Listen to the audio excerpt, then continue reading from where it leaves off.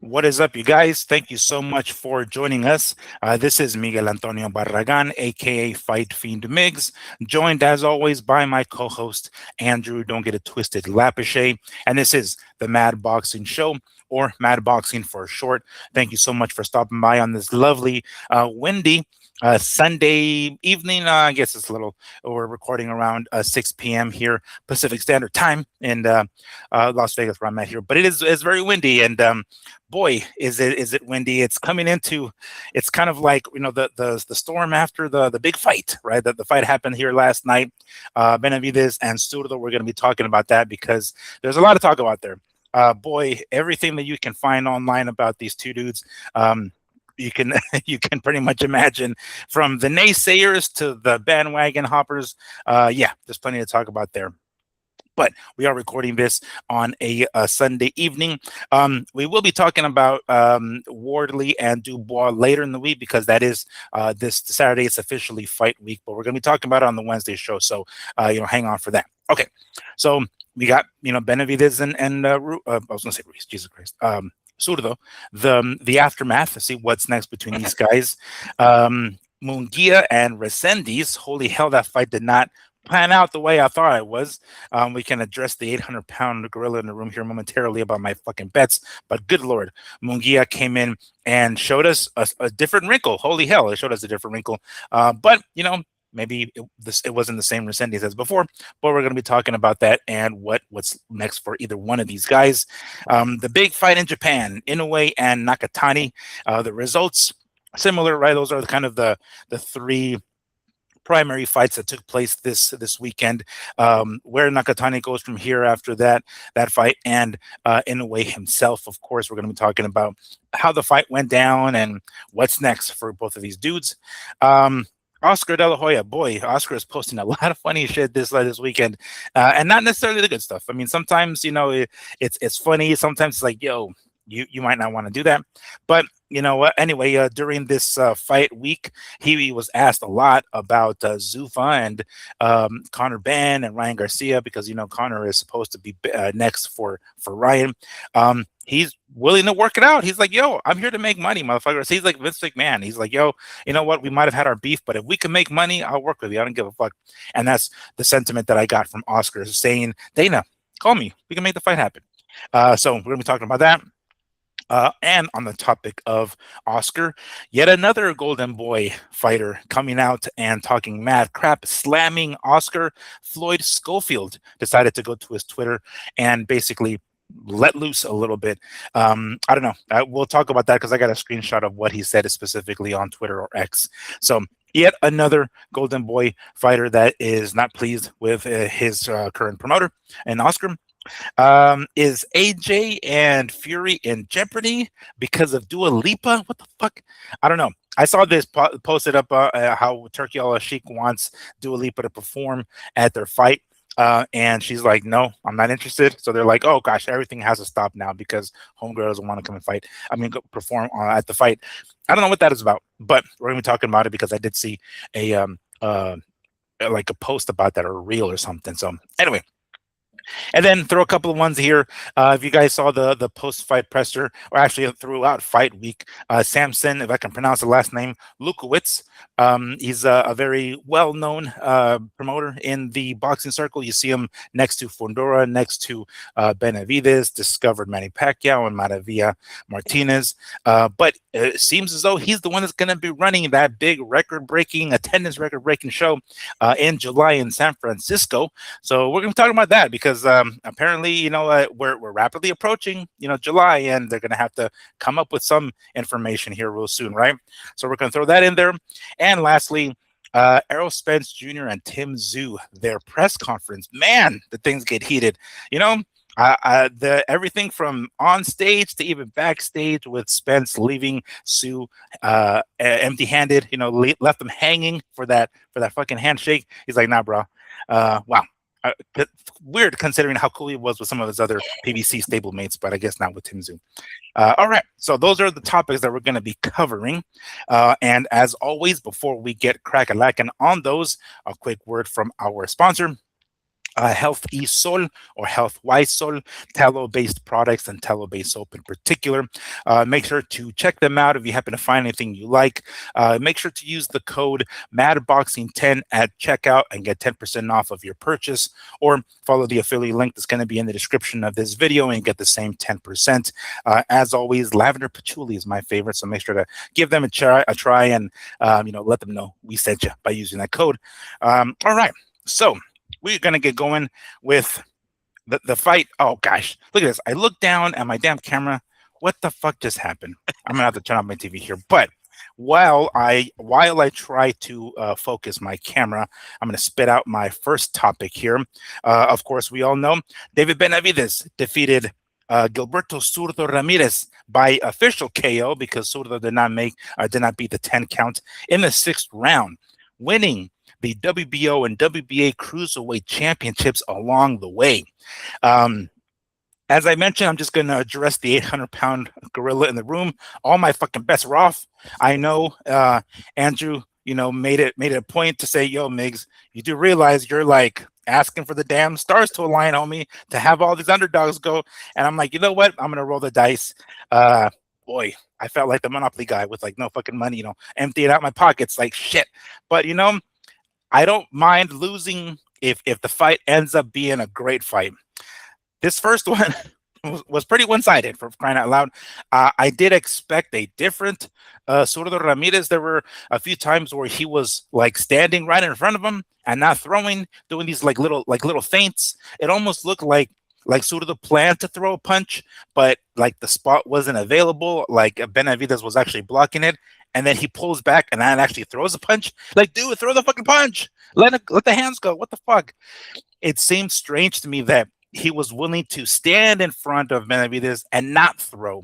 He was, instead of making opportunities, he was like looking for them, like looking for where it's open. And the whole time that he's yes. Are we talking Ramirez or Resendiz? No. Well, first Ramirez. Okay. All right. First that one. That's that, because Resendiz is the next fight on this one here. But it just stand in front. Even Benavidez does the whole like pull the hand down and like swap. It just looked like Zurdo had no answer. He didn't use his size at all. He basically stood in front of Benavidez, and I noticed that at the end of every round, when the 10-second marker would go off, Benavidez would do like the shoe shine and try to get the round, make sure to seal the deal, right, secure the round. If the round at any point was maybe not his, he would throw in and seal the deal basically at the end. I was very, very not pleased with Zurdo Ramirez's performance, but when Benavidez is throwing bombs at you, I guess there's only so much you can do, right? I mean, there were just times where I'm like, yo, how are these fucking punches penetrating your defense? He's got his hands up and they're still going through. I was anticipating more body work from Zurdo, considering how much heavier Benavidez was. It didn't seem to affect him at all. I was just not very pleased. I was hoping for a better performance from Zurdo. Now, ultimately, you saw how his eye looked. It's most likely that he cracked his orbital bone, right? So it's a very, very serious matter. Guys like, I think Joe Joyce might have had experienced that, or it might have been Dubois. There are some fighters that experience stuff like that, right? That just like you feel it and you're like, oh shit, fuck that. So ultimately, Benavidez got himself the victory. Before I go on to like what's next, of course, Andrew, let me go ahead and officially bring you in here. What did you think of Gilberto Ramirez's performance? And in addition to that, David Benavidez's performance, and ultimately, what kind of fight did you see that night? What's up, bro? Fix your damn camera. All right, I'm headed. Yeah, I was waiting for you to start crack-a-lacking so I can fix my camera. I'm just getting in. I usually don't like telling you guys what I did, but it's Cinco de Mayo weekend. This weekend, we're just getting back from Reno, Nevada, Miguel. And I got to tell you, I think Cinco de Mayo is turning into one of my favorite sports weekends that we have throughout the year. Kentucky Derby runs in the morning, and then we usually get one of the showcase Mexican kingpins of boxing fighting that night, correct? Mm-hmm. And This one was a special weekend. It was a great weekend of sports. I don't know if you've seen the Kentucky Derby. Did you see the Ortiz brothers pull out first and second? No. I don't. I mean, I don't follow race. So the Ortiz brothers are some of the biggest jockeys in America, right? They're like our leading guys over here. So when they go up against the world, it's usually, I back them. I won't lie. I know their names, so I'm always betting on them, right?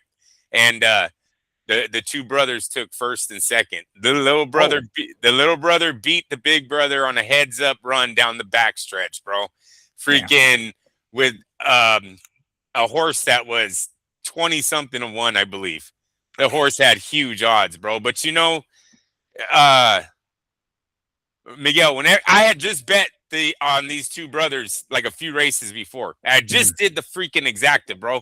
Because whenever these two guys get next to each other, I swear to God, that brother rivalry comes out, and they do seem to go to the front with each other.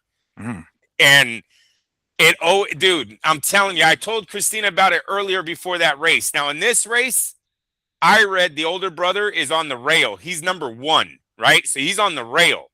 His brother was like number 19, number 20. His brother's out there in fucking no man's land, dude. Okay. Hella spots away. How do they end up next to each other? Yikes. How do they end up next to each other? Hey, I swear to God, I thought his older brother cleared the path, dude. I really did. If you watch this race, his older brother makes it to the outside because he knows his brother. Look, dude, all these jockeys, bro, they know these fucking horses, man. We are creatures of habit. Every once in a while, something will beat the odds, but most of the time, these animals, us as animals, we're all on this planet creatures of habit, right? Sure. When they run a number, that's what they fucking run. And I believe Irad knew his little brother had that horse. All he needed was a lane on the backstretch. If you watch that race, bro, his brother goes from the fucking race all the way out to his little brother out there. And on that turn, he pushes his horse in. He's not fouling, but he's making a path. Oh, he's clearing a path. And it was what is the racing? Shake and bake. Oh, yeah. Shake and bake, bro. I'm telling you, if you watch that race, it was a thing of beauty, dude. And then they high-five each other right at the fucking line. Like, what a moment. The mom and dad were in the stands. You're watching the Kentucky Derby and your boys are high-fiving across the goal line. Are you kidding? The finish line? Are you kidding me right now? Oh, yeah. But I know I'm not taking away nothing from Jose, but I swear to God, I thought his bigger brother knew what he had to do that day. I really do. I know he knew his horse he was going to run his horse to get top 3, but he knew if he made his little brother that path, that horse was going to beat his horse and every other horse there, and that's what he did. That's what he just chose to do. Came in second. Don't be mad, but that was a badass race. That was a picture perfect ending. Then we get into the fights, and I got a little mad. Oh, damn it. All right. So let's hear it. Because, I mean, don't get me wrong. I wasn't exactly pleased either. Forgetting the fucking money that I put on the fight. But go ahead. So, Miguel, the sports book is packed, dude. For the Kentucky Derby, I'm talking about I was standing at the slot machines. I'm not even in the sports book. You can still see it. They got big-ass TVs, but the thing is packed, bro. Yeah. Well, Kentucky Derby's over. Everyone leaves. So now we get into fight mode, right? And I go to make my bets. I make my 2 bets. I took Resendiz. I took Ramirez straight up. Then I took Resendiz straight up again. And I took Ramirez by stoppage. Okay. And so I made my 2 bets. I walk up to the teller because I wanted to know when the fights were going to start being shown, right? And I'm at I'm in Silver Legacy, Reno, Nevada, you guys. And I said, when's the fight? When are you guys going to show the fights tonight? Immediately the guy goes, one kid at the register goes, oh, you know what? You're the second person that's asked that. Let me see. I knew that wasn't good when he said that. But when you said that, I thought he was gonna maybe remember you from last time. Like, oh, you're the guy that was here last time. No. You're the same guy who's asked the same question. I gotcha. All right. It's Cinco de Mayo weekend, bro. Right? Last time I checked, boxing's pretty big on Cinco de Mayo. Right? Okay. I was just wondering if the Silver Legacy knew this, but here we go. They must have not got the memo. I don't know what happened. Oh, they got the memo after. Now we did last time. Now you know what? I couldn't really argue it this time, but here we go. The kid comes out and goes, "Nah, they're not showing it." I said, "What are you talking about, man? You know, you guys are come again one more time. You're not showing it." You've probably seen my face change and everything, right? I said, "You guys are you got a line on the fight. The fight's going to be in TV. Matter of fact, the fight's in Nevada. Like, yeah, you're in Nevada. Like, how are we not getting this fight?" And so he goes, "Hold on." Goes and gets the girl. She comes out with attitude because she already knows what the business is, right? And she goes, "Look, do we have to buy it?" And I was like, "I don't know. Of course I know people. I know it's fucking pay-per-view." And I'm like, "Huh?" It's like, I don't know. That's why I'm here. I thought you guys were going to show it.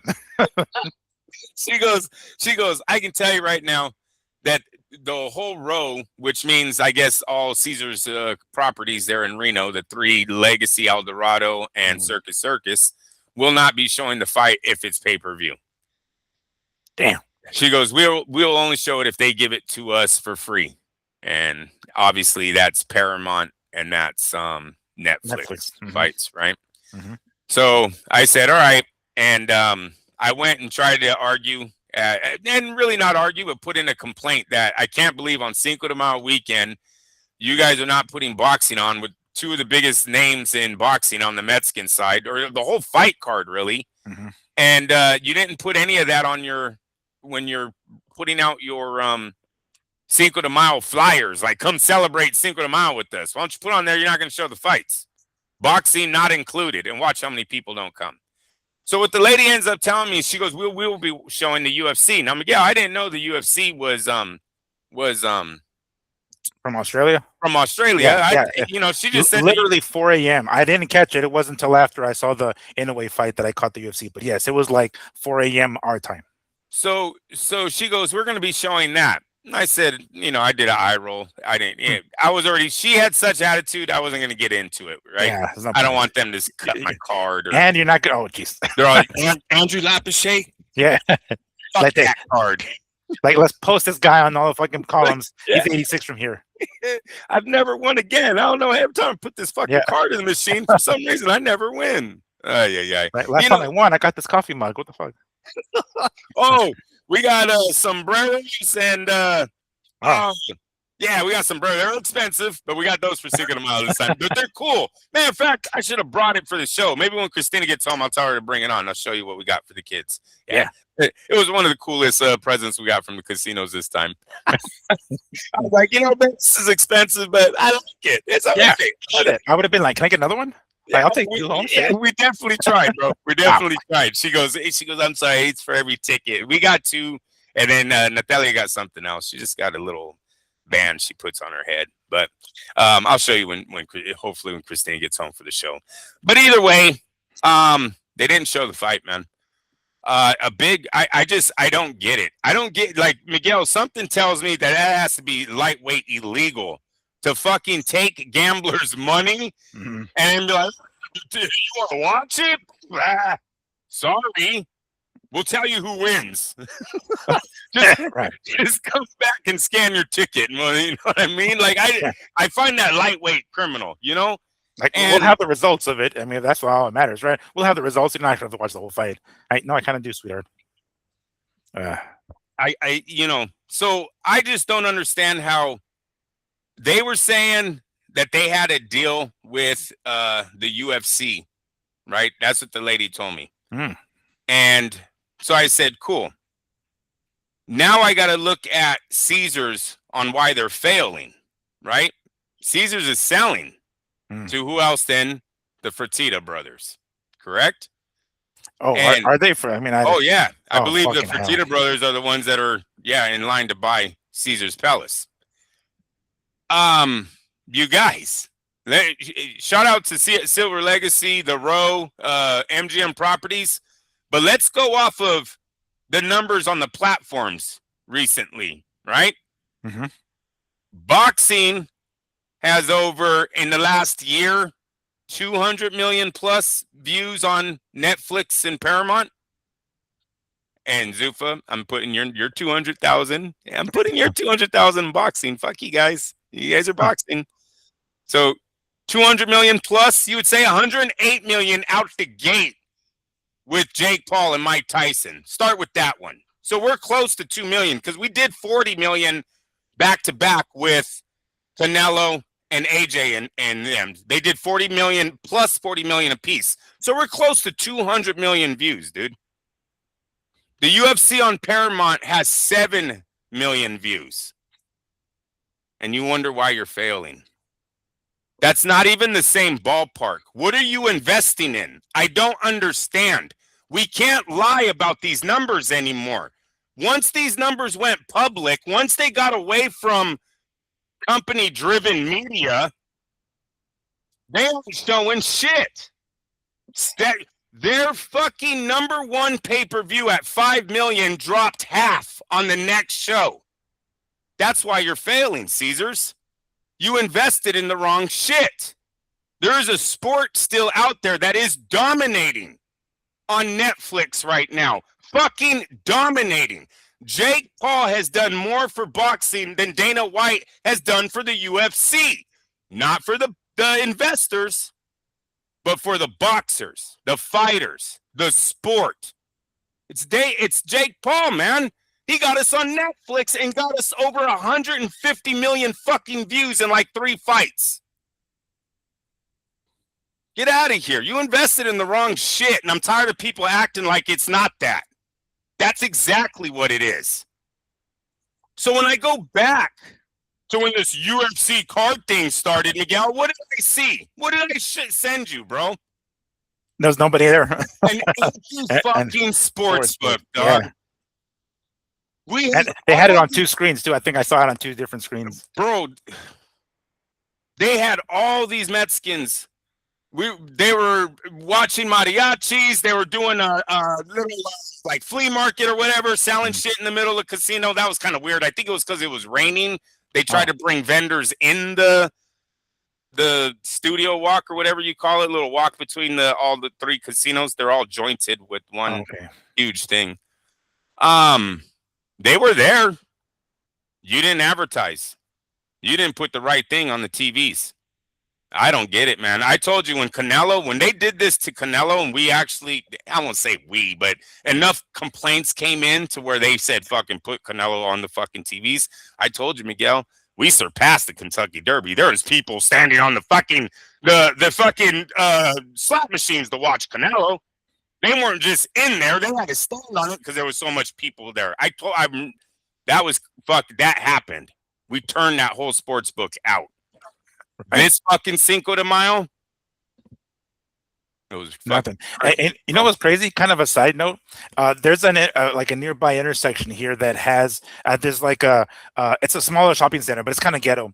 And it's it used to be like a empty parking lot, but on the parking lot they put these food trucks, and there's 3 of them. And they're kind of U-shaped. There's like 1 here and 2 here, right?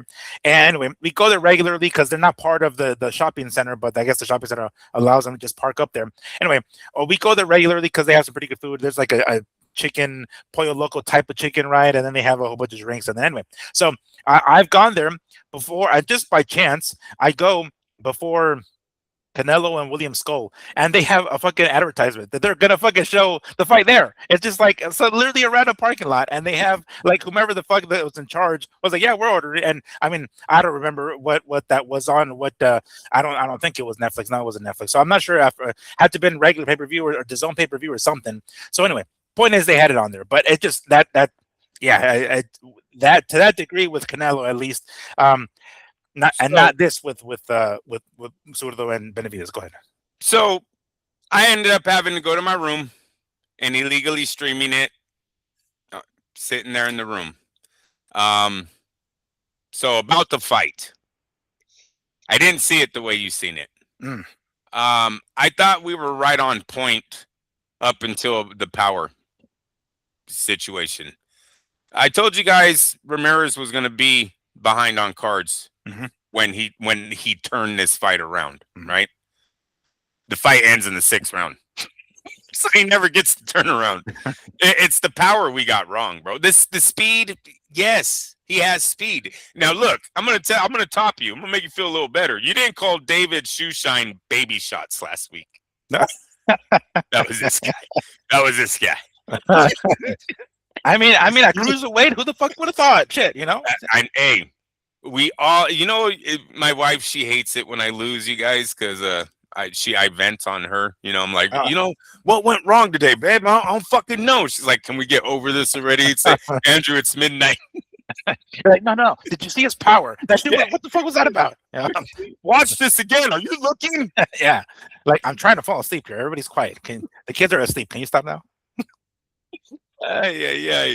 But yeah, no, dude. It was the power that we got wrong. And seriously, I think they need to start talking about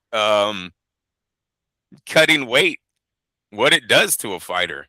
Mm-hmm. How does a man go up 20 pounds and look better than he did 20 pounds down? Well, perform better, looking better. I don't know, because I thought he actually did look good in the ring that night, man. I really did. He had more muscle mass than fucking Tyson Mexican fucking Fury over there. Zurdo looked way too fat, bro. Zurdo had some fucking love handles he was chunky, right? And he was 200 plus, so he's gonna look that way. I didn't expect the power, bro. When he hurts him, like round 1, I was like, oh, what the fuck? What? Mm-hmm. Are you kidding me right now? Like, he wobbles him early in that fight, dude. Maybe it was the speed. Zurdo just couldn't keep up with the speed. But yeah, that's fuck. I don't like losing, and I really don't like telling people where to bet. I don't tell people, how much to lay down and stuff. I just hate giving my opinion and then it going that wrong. Especially, yes, you got all 3 wrong. But the 2 fights that we really were putting money on was freaking Resendiz, and me and you we laid our own cash on that. So we lost with everyone else. You know what I mean? So that always sucks. I hate when it goes that far back or that far off. You don't get any wins that night. But hats off to Benavidez. He passed all the tests. I think, clearly, look, if he's not the face of American boxing, he's one of them. But I don't know who could actually, who could match him right now. He's undefeated. He has a great win under his belt with this one. He's a 3 division champ now. Mm-hmm. And I really think, you guys, his greatest asset is Saul Alvarez avoiding the fight. I really do. Now, look, I've always said it was about timing. Okay, this has nothing to do with Alvarez being scared of David, because David's gotten better as he's gotten older. Alvarez would have cleared his shit 2 or 3 years ago. Okay, so I'm not taking it there. But that's the greatest win of Benavidez's career. With him saying he'll go back to 175, it's decision time for Saul. Look, I know we talked about Resendiz being the talk of the night, but with Benavidez calling out Saul at 175, a place that Saul's had wins, he's had success there. This is not anything new to him.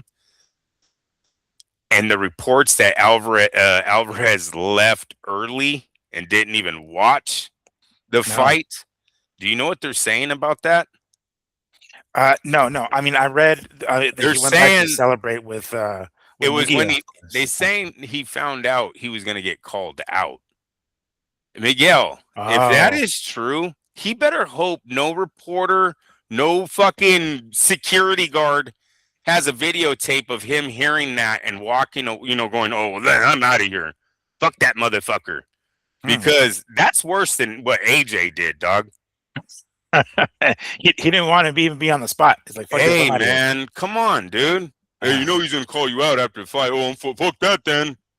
You leave. So shouldn't, all right. Shouldn't he have already known? I mean, even if it wasn't even told to him that night, that was kind of obvious. Like, obviously, he's there for Mungia, right? And if Resendiz, ended up winning, and he was going to get called out by Resendiz, which I'm sure he would have been fine with. But knowing that, I mean, they asked him before the fight a prediction, and he was like, "Yeah, Benavidez wins it." All right, so he's already going in that direction. Benavidez is going to take the fight. You can you can kind of connect the dots yourself without somebody actually coming to Canelo and saying, "Oh, by the way, we're going to ask him about you in the ring afterwards." Just so you know. Like, I think Canelo been known. That's why he bolted right after that Resendiz and Mungia fight.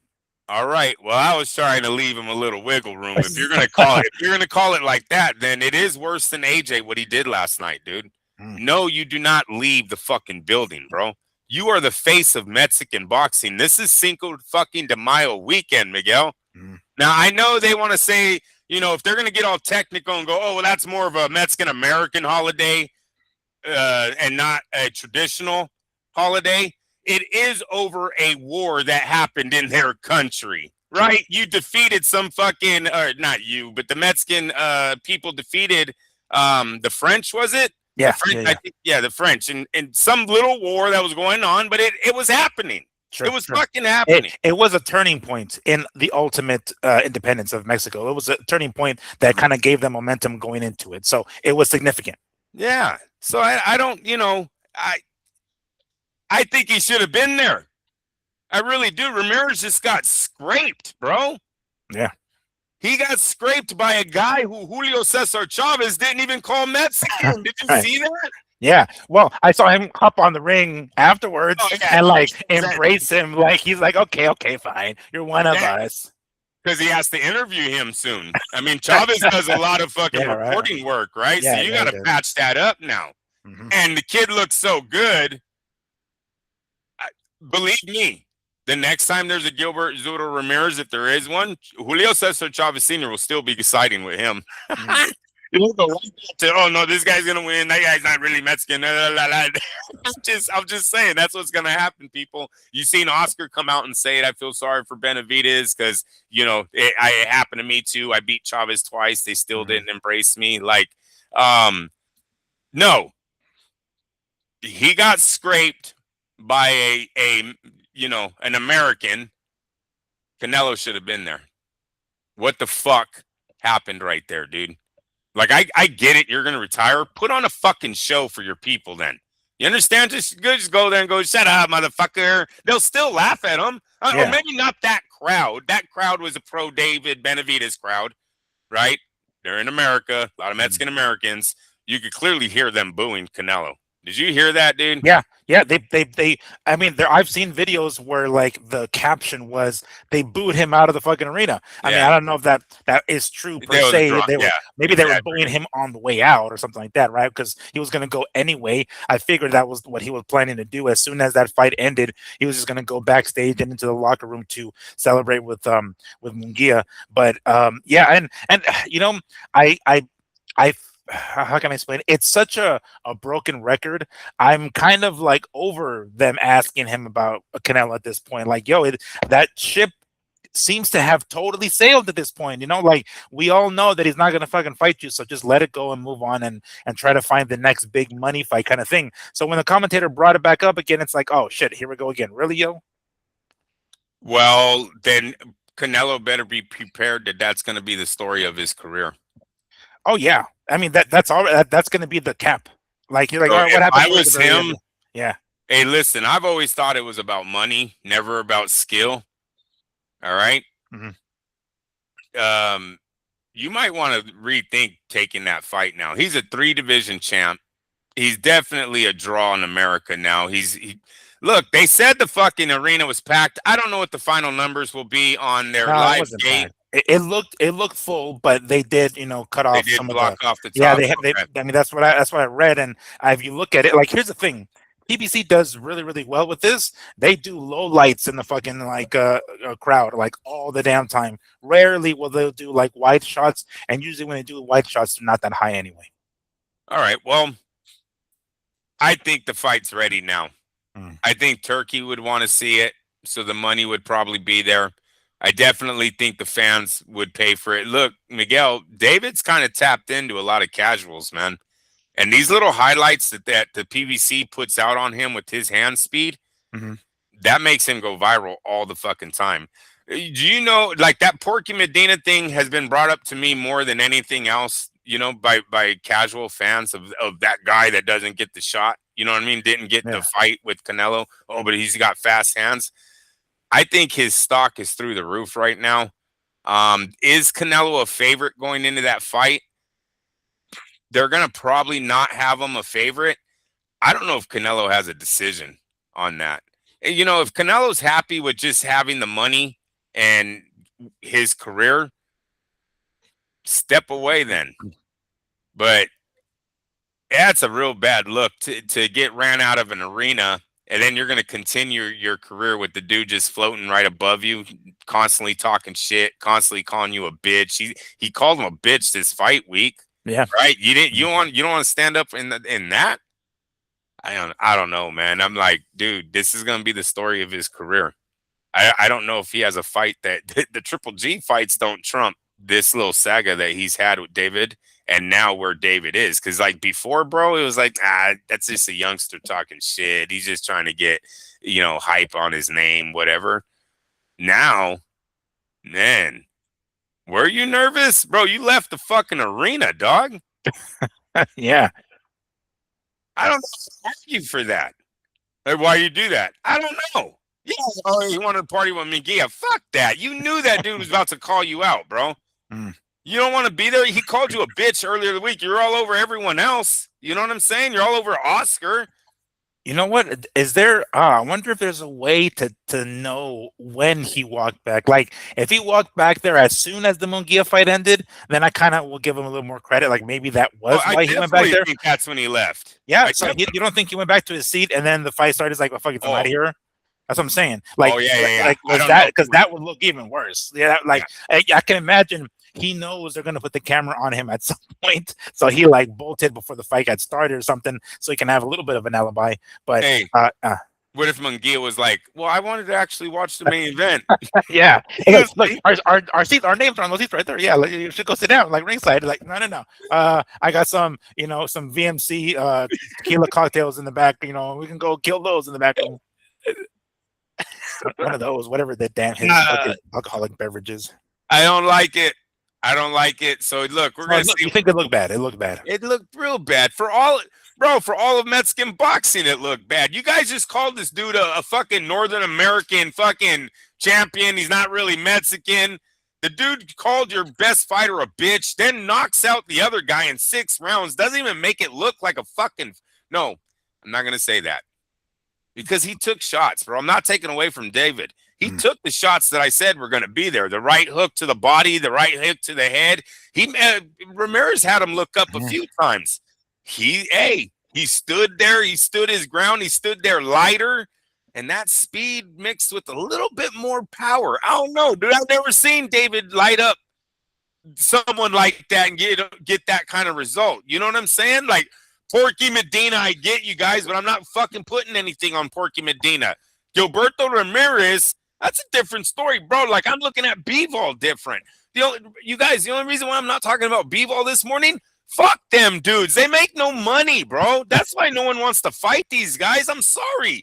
And for the people that are out here like, oh, no, if they fought, we would watch it, you're a fucking liar. He gave you guys B-Vol and Better Beef, a fight that everybody said, oh, everyone wants to see this. They just don't do it because there's no money. They just don't do it because there's no money. There's no money because there's no views. They proved that. They gave the boxing diehards the fight that they wanted and got 0 in return. So I don't give a fuck if David don't want to fight Benavidez, B-Vol, but I'm telling you right now, I don't even know if B-Vol beats him. I really don't. No, I mean, at this point, with older than he was after those 2 fights with Better BF, coming off of the surgery, was it his shoulder, his hand, or whatever the fuck it was? I mean, I think he does a better job than fucking Zurdo, but yeah. I'm not entirely sure if he wins that one either. Like, I guess to Bivol, I don't think he feels he has to. Like, I don't think he gives two fucks about it. He's like, no, I'll have my trilogy with this motherfucker. I can ride off into the sunset. Like, I really don't have to fucking fight you, fool. He might not have to. Look, there's, they always say those fighters, they don't really care about money, right? They don't live those type of lifestyles. Turkey has given that man the type of money he could just ride off to right now, not actually fight anymore, So, yeah, there's always that there. But I looked when they were talking about that fight. Yeah, I was like, one, I don't really want to see it. B-ball just doesn't excite me, bro. The Benavidez fight wasn't that great. Dude, I was at the casino. I know I might have a problem, but I was in Reno. I complained to them to put it on DAZN, and they finally did it. Oh, that one they did no problem. Yeah, that one we had. Two Russians, great.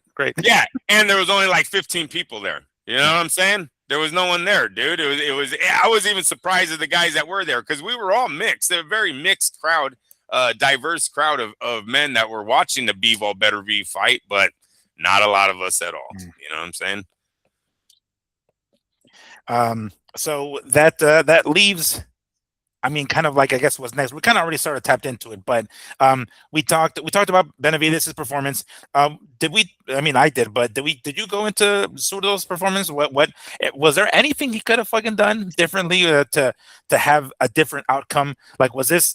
I mean, and I've heard a lot of stuff about his demeanor leading up to this fight, especially during the weigh-ins, being basically prepared to hop on the scale, but having to like sit in his underwear and just fucking wait until the mariachis move out of the way. It seemed like he was just kind of going with emotion. It's like, I know what I'm here for. I'm here to give up the belt, so I'll go ahead and do so. But was there anything where Gilberto sort of could have done differently to have a different outcome here?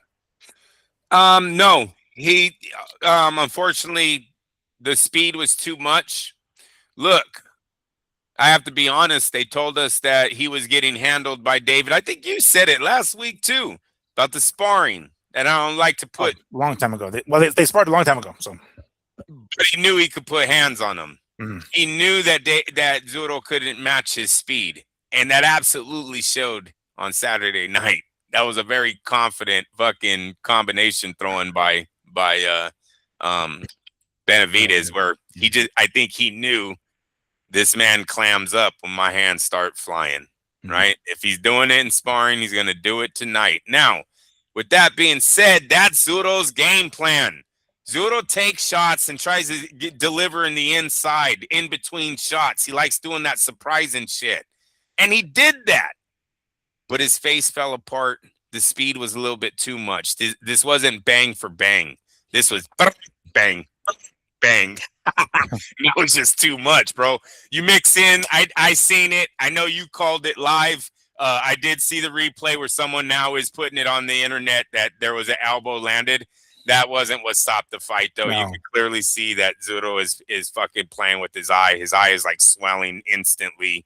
It's closed shut. He can't see out of that eye for shit. And when I saw the replay immediately after, like while they were in the ring, and that's the reason I mentioned it last night in our conversation. But it was incidental. It was like a back elbow, and it's like that wouldn't have changed shit. Even if he wouldn't have landed, that wasn't the difference. You could tell. But I got to put it out there. You didn't call that like later on that night. That was live when you sent that. You're like, there was an elbow inside there, but whatever. No, I'm not saying nothing on that. So that was a good fucking call because that did happen.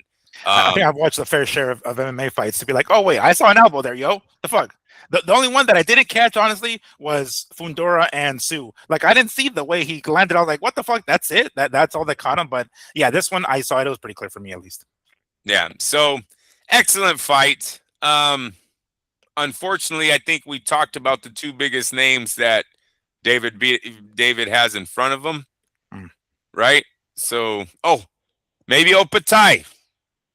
What are we doing now? I don't think. I mean, he might as well. And I was almost a little offended when Benavidez and his team, and this was before, right as I said, right as they announced that they were planning to go up to cruiserweight to challenge Zurdo, that they were just going to go up, beat him, and come back down to 175, and that was it. And I was like, yo, what the fuck? I didn't like that shit. I'm like, come on now, who the hell says you're going to get past Zurdo? Well, he did, but at the time I was like, yo, this is not just like a foregone conclusion. That's not how it works.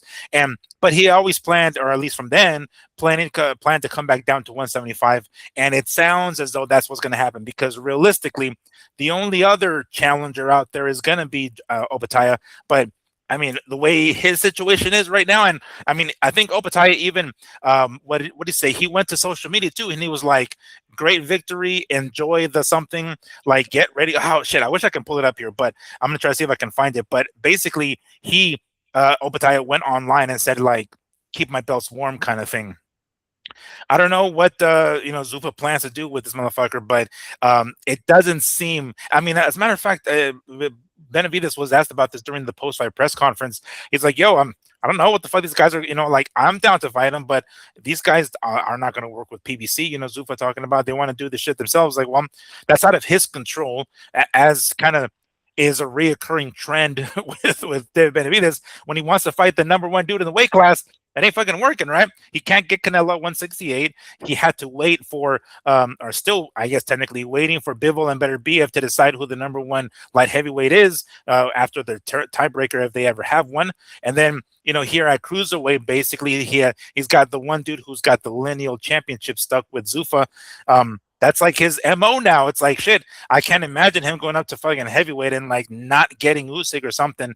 And he was asked about that as well. And he's like, yo, that's like many years in the future. But what's the consolation prize? He didn't get it at 68. He didn't get it at 75.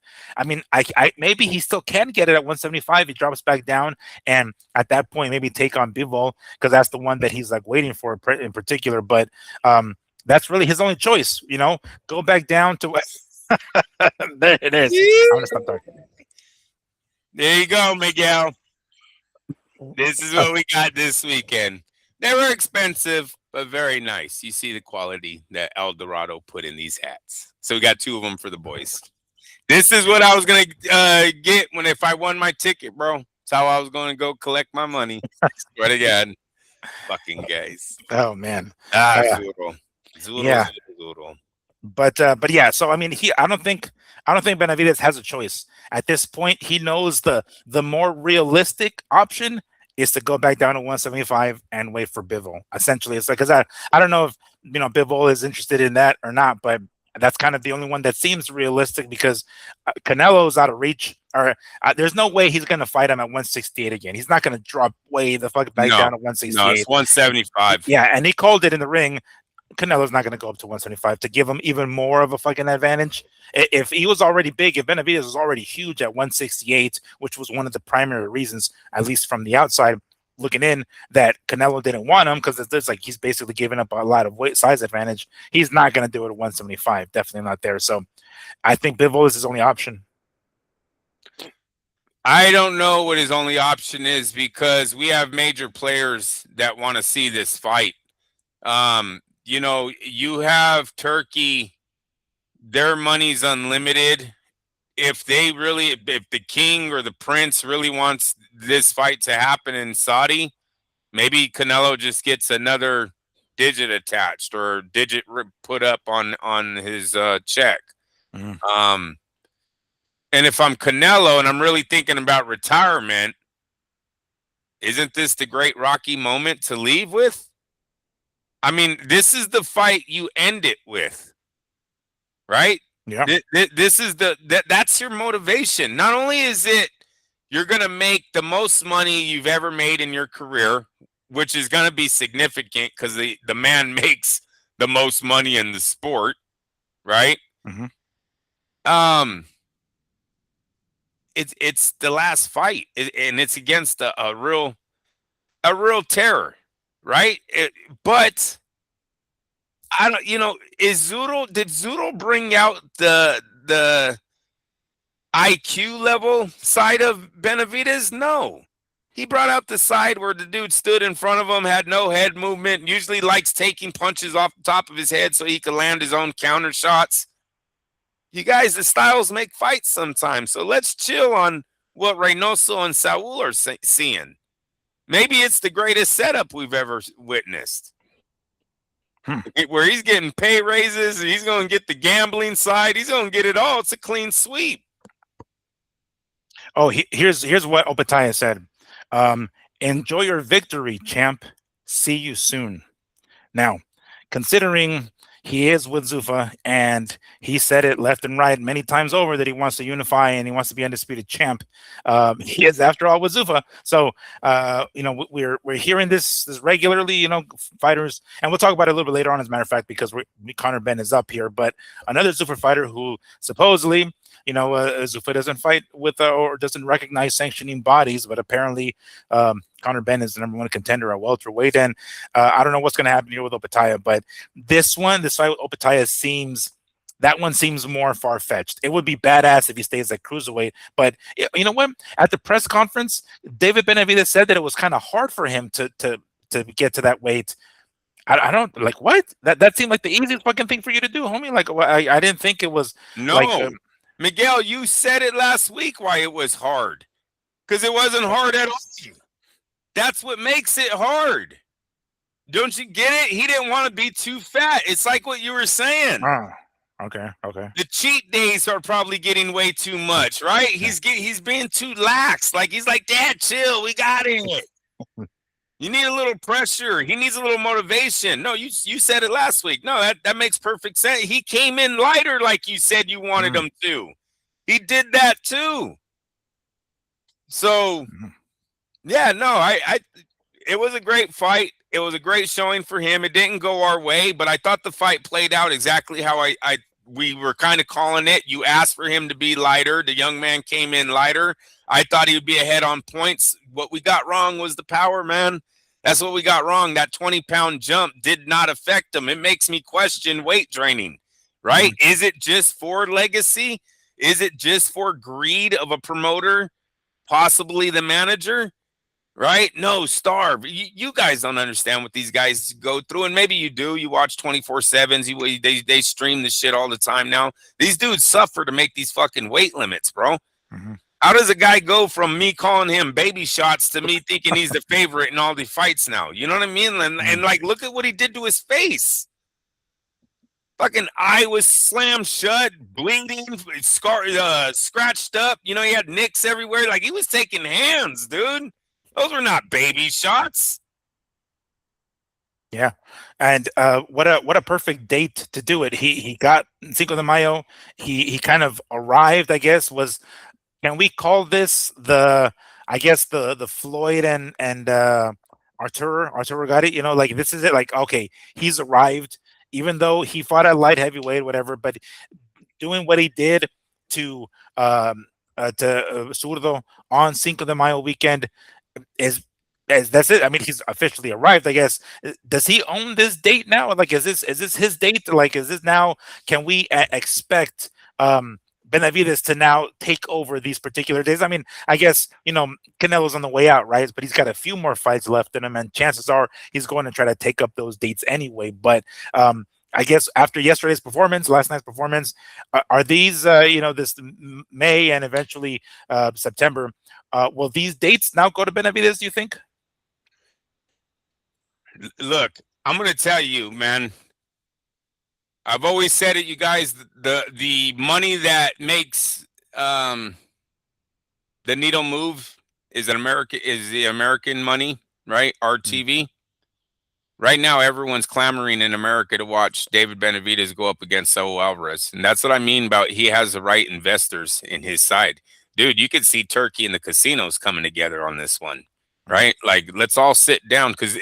Look, at one thing that the sport always needs is for that ball to keep rolling, right? This is a great way to keep the Mexican holiday rolling in Las Vegas, right? Cinco de Mayo will bring Canelo back for September.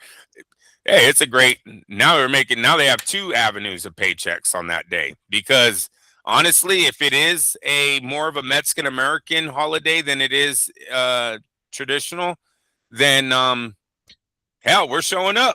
Because we love Cinco de Mayo over here, right? You've seen Oscar fire up the asada, get some Modelo's, let's go, right? And that's what it's always been about. Dude, we used to cruise back in the day. I know the young men ain't doing that anymore, but San Jose, California, Modesto, California, these were the spots you wanted to go on Cinco de Mayo weekend.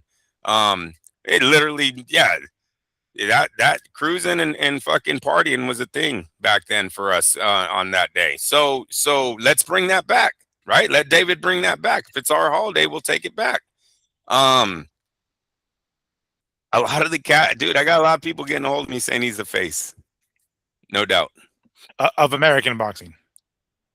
Or of boxing, bro. Yeah, you think? Yeah. Overall? They're casuals. You got to leave these guys alone, right? But they drive the money. So you just tell them, hey, he might be.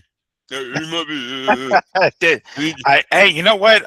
I've had my jars of BBC Kool-Aid before, so I'm not saying, it's like shit. Can you imagine that this is the face of boxing, and Gervonta kind of sort of was for a little bit, I suppose, right? And he was a PBC dude, but yeah, I mean, he surpasses everybody. Surpasses Charlos. I'm trying to think of other BBC guys. Surpasses Broner. Wilder. Yeah, Wilder, exactly. Yeah, and he's a Mexican American dude. Oh, no, definitely. Al Heyman switching the photo on Monday. There's a new picture of Employee of the Month when you go to PBC headquarters, dog. Better believe that. And to some degree, that like, I'm a little concerned because if he's that popular as he's become, I don't see Al Heyman.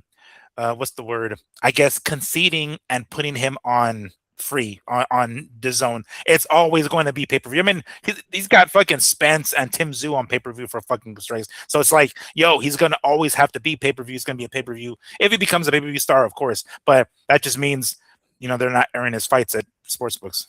He won't become one. And Al needs to get off the pay-per-view thing, because if the casinos are doing it to him, I'm pretty much sure they're not getting into too many bars and what's that wing stop? What's the wing place always? Buffalo Wild Wings. Buffalo Wild Wings, yeah. They put on fire. They're not doing it anymore.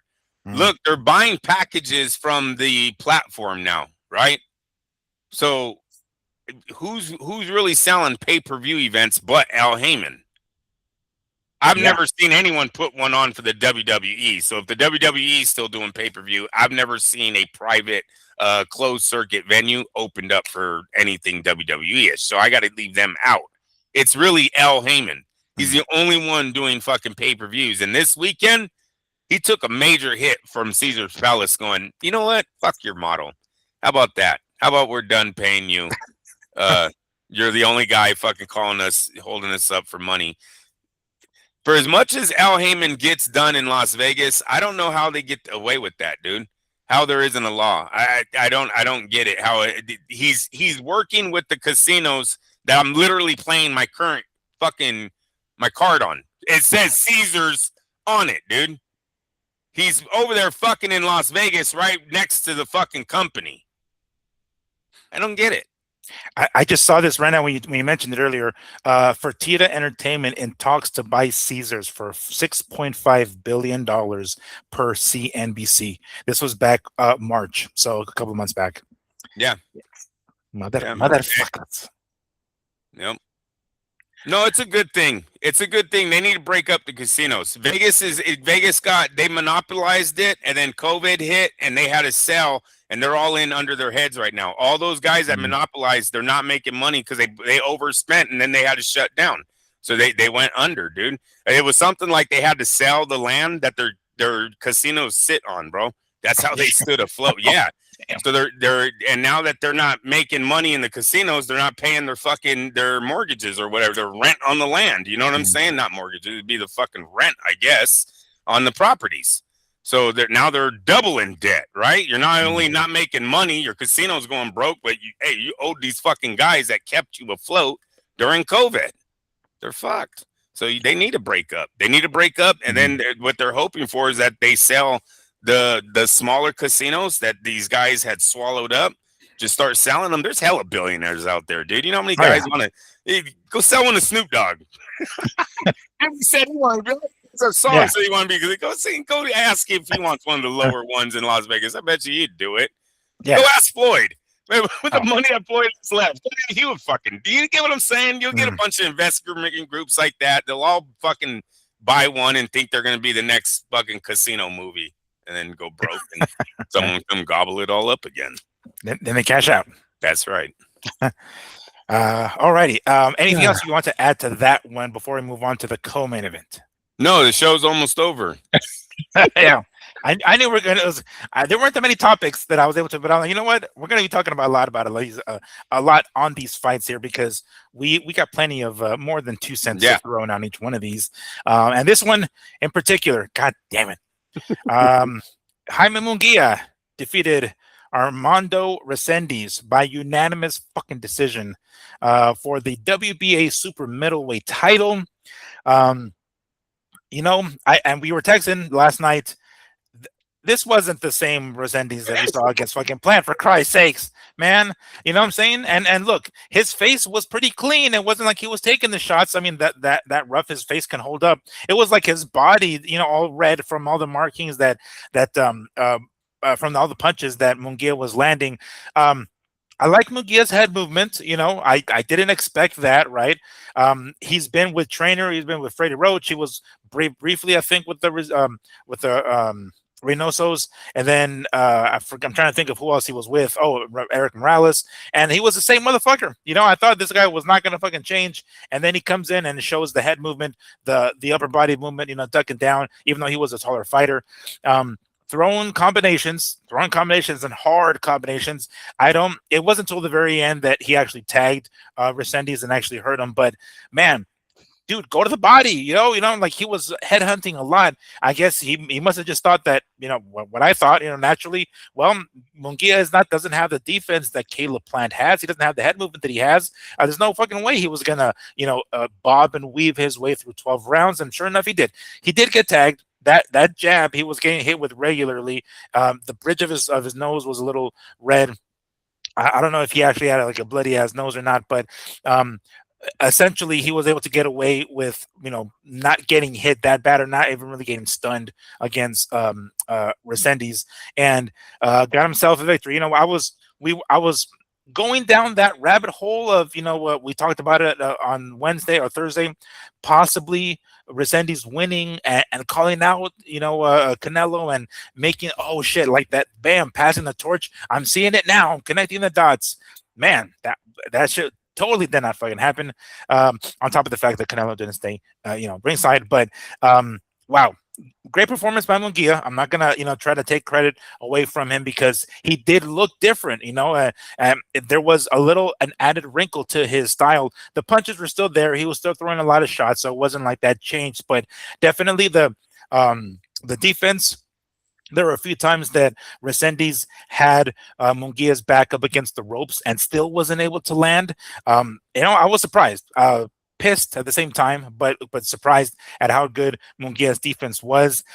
But man, I don't know. This didn't look like the same Resendiz as before. And even you hear the urgency in the corner. Manny Robles telling him like, "Yo, we gotta go. We gotta go." And it just didn't seem like it was there. Andrew, what did you see in Mungia's performance and Resendiz's performance? And what did you think of the fight overall? First off, I want to know what Resendiz did to Al Heyman that pissed them off going into the fight. Look, this is early on, and I'll go through the whole fight of what I was seeing, but this is early on that I noticed the PBC was not showing any love to Resendiz.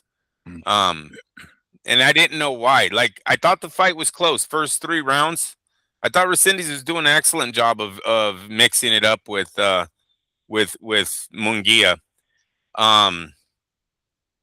I thought he was landing, like you said, that jab was a thing of fire. Miguel, I'm waiting for them to come out and go, "Oh, he hurt his left hand," right? Because it just seems like he shuts down offensively. Now, maybe it was the power of Mungia. Maybe Mungia caught him and wobbled him, and he's like, "Damn, my mom's here. I don't want to get knocked out today," right? So I'm just gonna go through the motions now, and just shuts down mentally. Or he got hurt, and we're going to hear about that later. But I hear the fucking commentating, and like Mungia can't do no wrong. And I'm telling my wife, like, this is kind of weird because I could have swore Resendiz is the PBC guy, yet, his defense, look at the way he's countering. Oh, Mungia, the best Mungia, the Mungia, the Mungia. I'm like, dude, what the fuck is going on right now? This is an even fight. We're early. We're early. Then the ref numerous times breaks these guys up with no holding involved. Like, I don't know if the motherfucker knew that boxers do fight on the inside. I know you like seeing fucking guys, American boxing is generally on the outside, bro, but if they're not clinching, you don't have to get your fucking arms in there. Third or fourth, I'm tired of guys taking knees in PBC fights and nothing happening. Did Mungia not sit on the ropes on his own 3 fucking times as if they're sparring? Mm. Oh, come on, he's gonna go down. No, it's like, come on, get up. Get up. What's going on, baby? Get up. Is he hurt? Are you gonna do an 8 count and then go in? In boxing, usually you just don't go down to a fucking knee, or you don't just sit on the middle rope. That's giving up a point. Those are 3 points, you guys. I'm sorry, and dude, look, Miguel, I illegally streamed it, so the video might be. I might watch it later and go, oh my god, I didn't see that. Resendiz did. Was Resendiz doing anything illegally that made Mungia sit down? What I've seen was he was pressuring. He got in close and was about to work him. And Mungia just kept fucking acting like he was leaning on him too much and would just fall down. What did you see there on those 3 times? Finally, that fucking ref goes, hey, don't do that anymore. Bro, we're talking 3 fucking times, Miguel. Yeah, Harvey Dog kind of dropped the ball there. That was the ref. I remember seeing it. Kind of dropped the ball. Well, because I only remember seeing it happen twice. I don't know if it happened 3 times. 3, bro. But I too was streaming it the way you said. But so regardless, I saw that. But I don't remember seeing Mungia or Resendiz doing any shoving or pushing to push him up against the ropes, anything like that will cause him to be like, yo, I'm fucking falling, don't let me fall through the ropes here. It was Mungia's defense. He ducks, and then he just sits on the ropes. That's what I remember seeing, trying to get out of the way of the punches. Resendiz throwing, letting his hands go at that moment. But that's pretty much it. I don't see anything specific that Resendiz did that, illegal against the rules to force him to sit on those ropes. No. So that was early. And at this point, I already knew PBC was not going to allow Resendiz to win this fight. I just did. The ref is against him. He's breaking him up when he has the upper hand on the inside. Mungia's on the ropes. Here comes Resendiz, the champ, out to do something. When you have commentators saying that the challenger is winning as he's backing the fuck up, I don't like that. When both guys aren't punching and the commentating constantly is telling me that the challenger is winning, I don't like that, bro. I really don't. So I already knew the PBC had something out on Resendiz. I don't know. Just watch it over, you guys. I don't know what's going on, but the ref ain't it for him, and fucking the commentating ain't for him. It's all fucking Mungia. Then you have Mungia just taking fucking breaks. Nobody cares. Commentators don't care. No, now that's early. And I got to put in there, Resendiz fucked up when he shut off because I believed his corner was right. Robles, I believe he was right when he told him Mungia was slowing down. I really do think all those moments that Mungia was on those ropes and taking those sit-downs was because he didn't have the legs to move, dude. Now, the problem was our guy stopped punching, and he allowed someone to get his win back during the later part of that fight. And when that guy got his win back, he started putting hands on Resendiz, man. The fight was over. Like I was like, well, fuck. If this wasn't a close fight early on, right? If it was already leaning in the direction of Mungia, now it's a fucking landslide. I grabbed my tickets, didn't even hear the fucking. Now I think I was in the 10th round. She's like, "Get the fuck out!" No, I'm just playing, but immensely, I was done, dude. It was over. Yeah, you might as well have. We'll get to the Naoya fight earlier, but me and Dad were like, all right, here we go. This is the one, right? If all 3 of them, of all 3 fights, because we even put some on fucking, Nakatani. I was like, fuck it. Let's go ahead and throw some on Nakatani. Why not?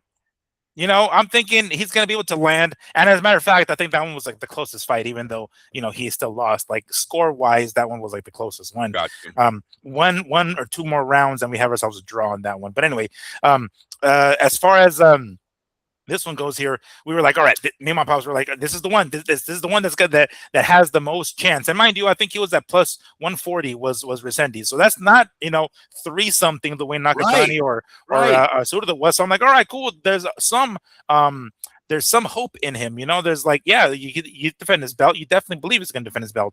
And watching that, and we were maybe 3 or 4 rounds, we're like, what the fuck is this dude waiting for? Like, yeah, maybe the power or the punch, the volume of Mungia was gonna get to Resendiz early on, but at some point Resendiz is gonna pick it up 4, 5, 6 rounds, right? And then he's like, all right, now I'm gonna turn it up, and thinking Mungia might slow down, might not have that sort of cardio. It definitely looked like he got himself a second wind, and during the times that Resendiz's corner was telling him to pick it up, he wasn't picking it up.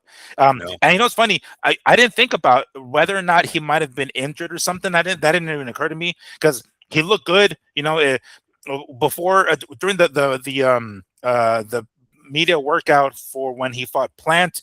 He takes off his shirt and he does a shadow boxing. He looks fucking great. He did this one too. I got video and I posted on the YouTube channel of him doing it. So I was like, okay, he's his normal himself. I guess what I'm trying to say. This is routine for him. So he's in the zone. This is his normal self. Cool. But then fight time comes and he looks completely fucking different. Head hunting. I at some point by like the 4th or 5th round, I'm like, all right, dude, stop going for the head. Clearly he's got good enough defense, magically, to now get out of the way of the punches. Stop going to the head. Still head hunting.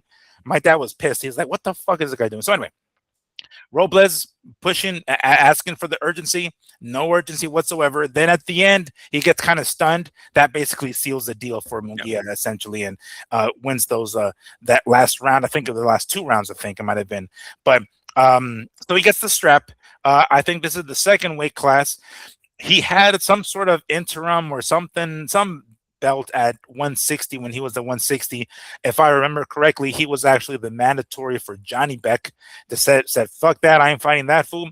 Moved up to super middleweight and fights Canelo to get a big payday, but in the process loses. And this is his officially the second belt that he's had at a different weight class, 168. So that puts him in the position to maybe fight some Imbilis, of the worlds, maybe some Charlos of the worlds if they come back. But it puts him in a good spot. That's what I'm trying to say, right? Now he's got the hardware. Now he's got the belt.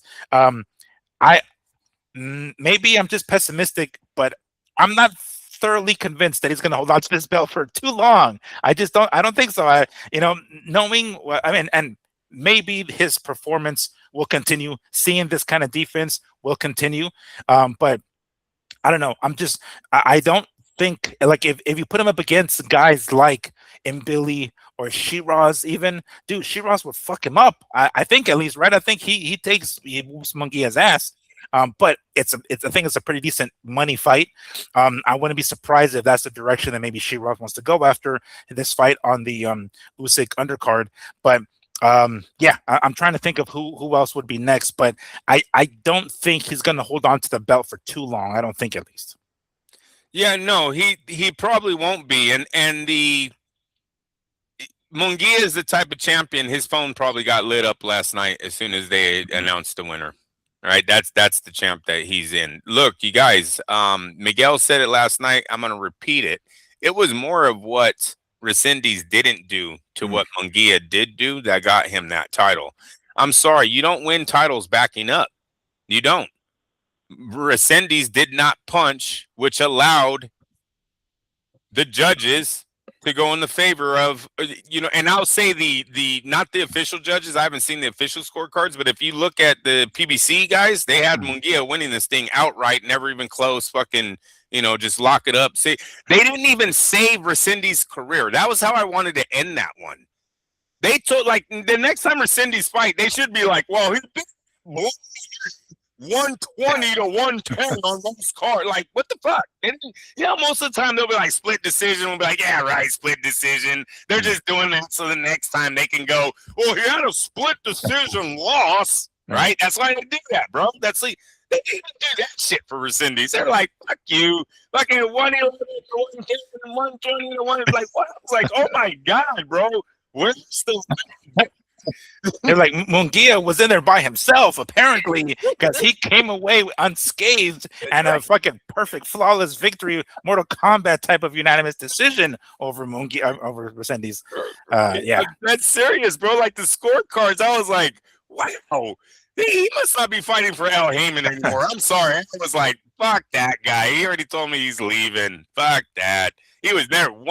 Dude, those scorecards are crazy. I thought the fight was a little closer than that in the beginning. Not the end, but in the beginning. Because, dude, all that shit on the ropes, getting hit on the ropes, taking a fucking seat during the round. You're not giving the champ any credit for this? Whatever. I know Mungia got it late. Not saying that. But those scorecards were pretty wide. I don't have them in front of me. I just remember hearing them being like, what? Are you kidding me? Like, I already knew it wasn't the way that they were talking. I already knew Mungia was a winner, but I was like, fuck, this was like a clean sweep. Commentator thought he sucked. Non-scoring officials thought he sucked. And now the straight judges. This is a clean sweep that Resendiz sucked. That's very boxing, bro. They usually like to save the next fight. I expect him on Zuffa next week. Yeah. I anticipate them forgetting his fucking name. It's like, what's that guy that Mungia beat? Yeah, that guy. He's off to Zuffa. Yeah, dude. They got wind of something. Manager was talking to somebody. How do you think Mungia stacks up against the other guys, the other champs? I'm trying to think right offhand, but obviously, as I said, Billy, depending on whether or not he, comes away with a victory, unlikely, I guess, against Canelo. But Shiraz, those kind of guys. I mean, I don't think. Well, I guess we can forget about Berlanga for the time being because he's with Zuffa now. But yeah, I'm trying to remember right off. Got Lester Martinez. That's an excellent fight out there. Yeah. Right? That's something Turkey might want to see. You have the Charlo still, right? I don't know if PBC wants to go run it back with Mungia. Maybe they did good numbers. They do another Benavidez show with Mungia on the undercard next Cinco de Mayo. I don't know. You know what I mean? You just said, is he turned into the face? Maybe that's the card they want to run with right there. You have those two. You got Diego Pacheco, Shiraz. Like I said, dude, if I'm Eddie Hearn, I bet you he called last night. Has he worked with Mungia before? I know he's been top-ranked Golden Boy, so he probably has worked. Oh, what was that? I'm thinking because his ties with Golden Boy, it's possible him and Eddie have done a fight together. I don't remember how many. He's been everywhere. That was one thing that was crazy, dude. 29 years old. I thought he was in his 30s, man. They kept saying Mungia was 29. I was like, damn, the dude's been fighting for a while. That's an HBO baby, dude. He's still only 29. Yeah, when he beat that dude who I'm trying to remember his name, the dude who beat Miguel Cotto, who gave Miguel Cotto his last victory, his last loss, I should say. When he beat that motherfucker and got a belt at 154, that was on HBO. That was one of the last HBO guys. Damn. Yeah, crazy. So that was crazy, but no, all of them are options. If I'm Diego Pacheco, dude, you're looking for the fucking Mexican that's going to get your Mexican name on the board. Boom, we have it right now, right? So that's if I'm Eddie, I'm calling. If I'm Turkey, I'm calling for Shiraz. He looked good, but he's not unbeatable. That's a title. Everyone is going to want it. I think he became the hottest fighter in the super middleweight division for all the wrong reasons. All right. Just get paid, baby. Just get paid. Yeah, like sign the check, and as long as it clears, here's the belt. By all means, take it. You let me know. I'll put it back into the suitcase and everything. Make sure it doesn't get scratched for you guys. All right. So that takes us on to the fight that wasn't big here in America, but over there in Japan. Naoya Inoue defeated Nakatani by unanimous decision. Fuck, look at this again. What I think it's when I look down. I'm trying to think, like, is it my? I don't know if that's what it is, but I'm gonna continue to talk while my camera focuses. I don't care what the fuck it does that. Like, you fucking with you, bro. I know, yo. It's like, damn. Is this ran by fucking PBC? People like, no, fuck that fool. Like, don't be talking shit about us, yo. I'll make sure your camera doesn't fucking work. Here we go. Perfect. All right. So, It has been confirmed, although I'm not sure. I didn't see it, but apparently Nakatani also has a broken orbital bone. I didn't hear about that shit. I mean, I didn't hear it until just recently, but I was like, what the hell? I didn't actually see it, but he went ahead and confirmed it through Yahoo Japan. But I guess it was bad. It was worse than I thought. When I woke up, I saw a highlight of one of the. I think it was one of the undercard fights. A guy being dropped twice, and I thought it was the main event. And I was like, "Oh shit, damn it, Nakatani got fucked up," you know.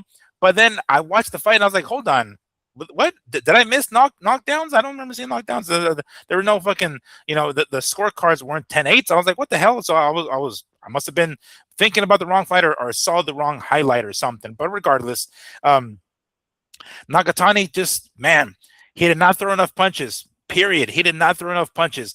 He was able to land. It didn't look like he was able to ever really hurt in a way, but all he had to do was throw more. I forgot what one of the scorecards was, but it was like 7-5, right? 113, 114, 113, 115. One more round for Nakatani, and that judge has it a draw. And it seemed like he was just so close. There was so much, it seemed at least, there was way too much respect from Nakatani. It looked like he was like constantly smiling, like he was just more happy to be there, knowing the kind of superstar that Inoue is over there in Japan. He's like, yo, I'm in the ring with this motherfucker. Almost starstruck. I don't know, maybe, fighting your heroes, I guess. I'm not sure. But it looked like he was just more pleased to just be there and happy to be there than actually there to try to win the fight. And it cost him a damn, cracked orbital bone. And I was not, again, that's another one that I threw money on, but I was not expecting that kind of performance from Nakatani for shit, man. I was hoping he'd throw a lot more shots. I was hoping he would land that left a lot more. And look, Inoue is a special guy. You know what I'm saying? We're not gonna say that he's on the way out. I mean, he is, but I'm saying like he has only a few more years. I think he's got left. I think he's 33 already. But what I'm saying is, like, he's not unbeatable. We've seen him get dropped. He's not unbeatable. And this dude could have done it if he just let his hands go. For whatever the fuck reason, he didn't. I've seen stuff. Looking at my notes here. One of the highlights of the fight was Crawford ringside falling asleep. Did you see that, Andrew? Yes, I did. The camera turned over to Crawford, and now I want to give him the benefit of the doubt. Maybe he was jet lagged. We were talking about Japan, right? But boy, he was in there. It looked like he was cold. He was like covered up, and he's just like, so, yeah. That's the highlight, at least on the American side, is Crawford sleeping ringside.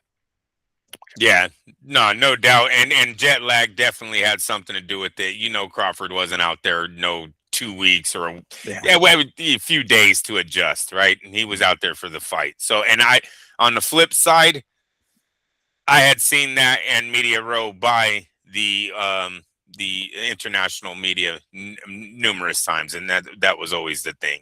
They had barely flown in, a day or so before. They stood up the whole night before that because they couldn't get any sleep. So, not knocking Terrence on that.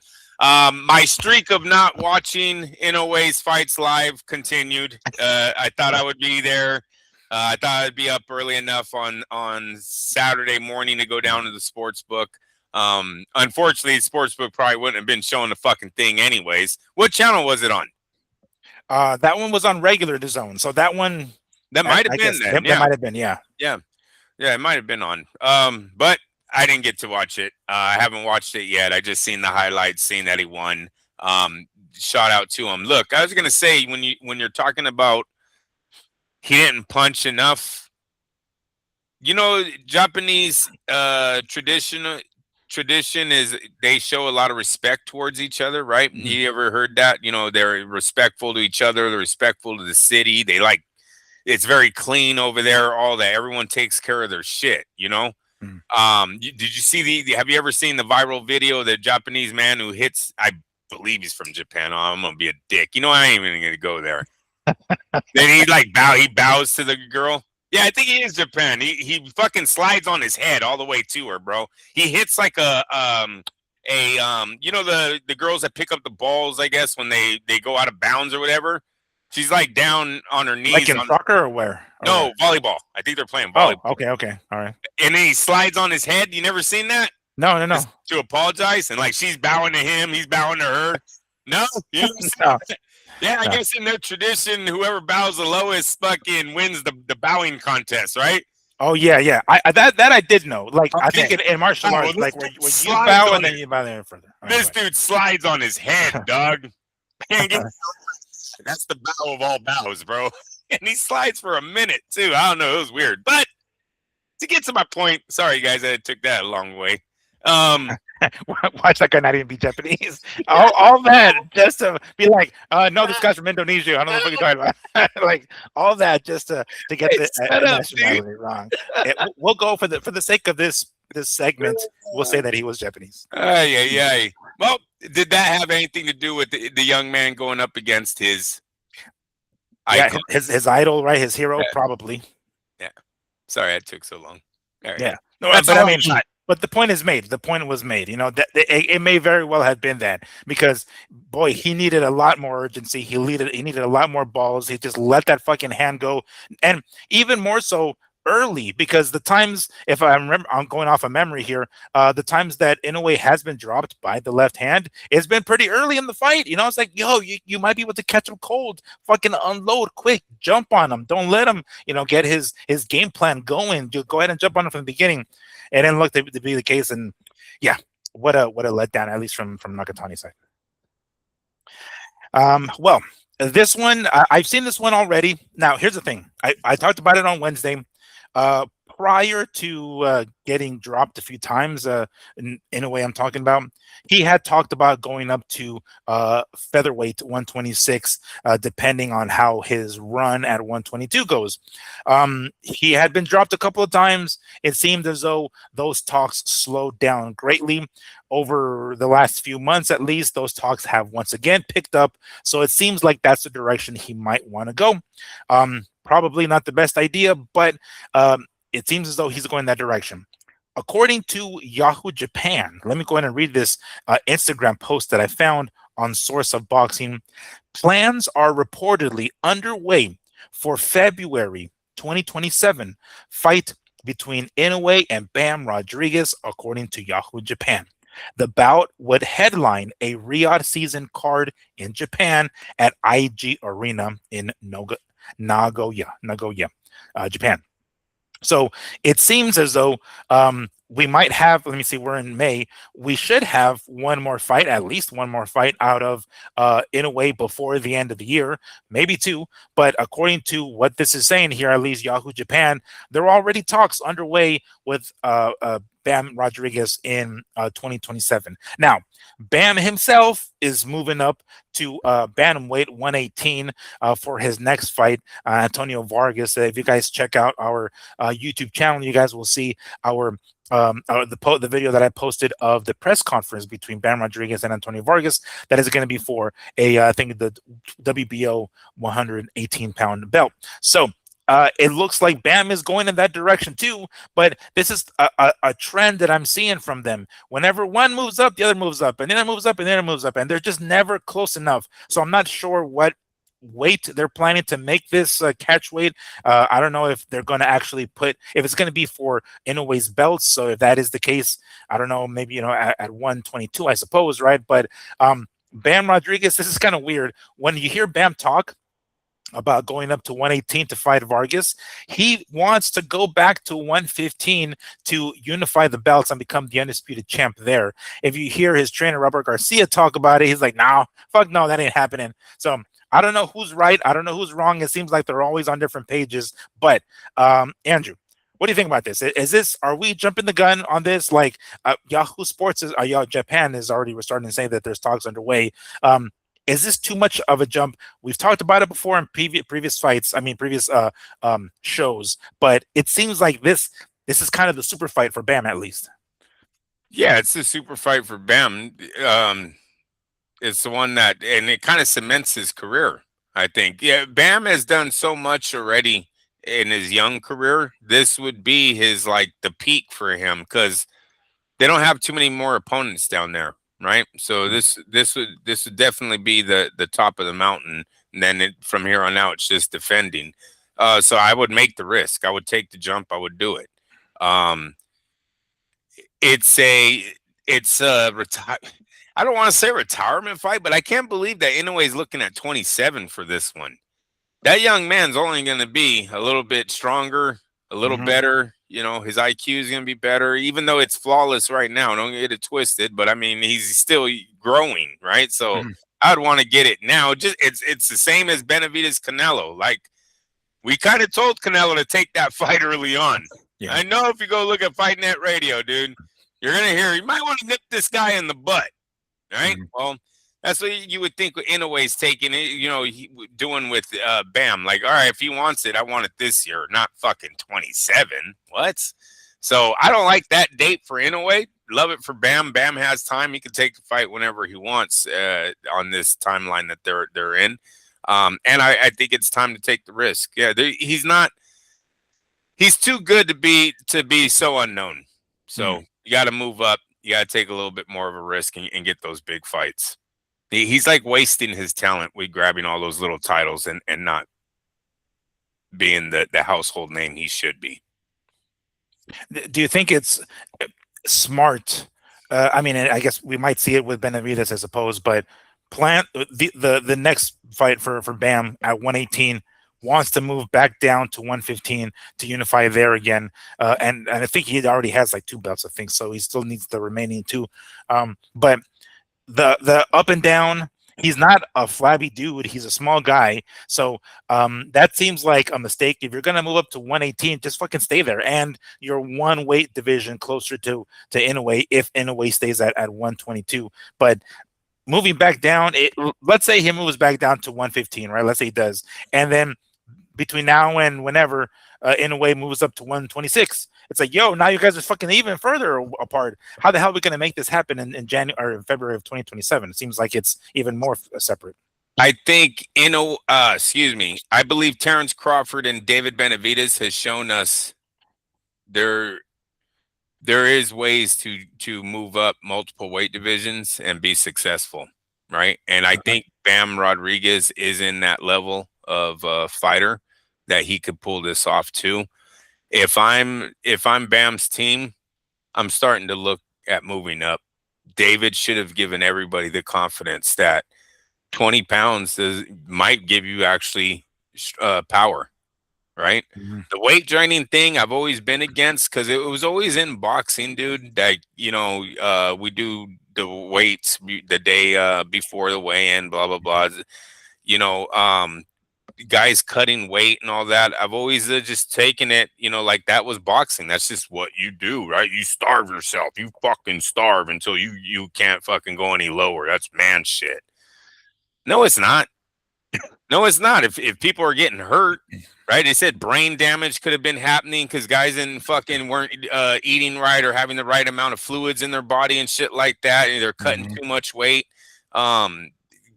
Obviously power not being there, right? Because you don't have the right strength going in. Just different things, dude. Like, if I'm Bam, get the confidence, man. Get the confidence. Let's start building our because he has the IQ. He has the IQ. The speed is there. David didn't lose any speed going up. Terrence didn't lose any speed going up, right? Their chin stood with them. They both fought good punchers, you know? So if I'm Bam, it's time to go hunting. It's time to start moving up and seeing what we can do in these bigger weight divisions. Yes, sir. I put a hold on all this little shit. He's passed the little guy test. Yeah, and this is the big fish. You know what I'm saying? It's like this is the closest thing. This is his Canelo. It's like, all right, that's the kind of guy that will bring me a big money fight and that can make me a fucking superstar. Maybe, I don't know if it'll make him a superstar here in the U.S. We already are familiar with him, but at least whooping his ass in Japan, because and he's, you know, gone overseas before, so it's not like it's something that is foreign to him. But man, that's quite the mountain to climb, to go and take on somebody like Inoue in Japan, in his home country. It matters how good Bam does in America if they don't want to bring that fight. If they might rethink bringing that fight to America because it makes more money. Look, Japan did 80,000.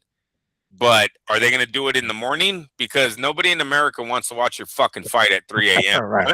I'm sorry. Inoue, I haven't watched you live at all. I mean, maybe when you fought in America, don't get it twisted. But when you fight in fucking Japan and I'm supposed to wake up at 3 in the morning to watch this shit, I'm not doing it. And no other casual Americans are either. So can we get past his the Japan start time and get over to America?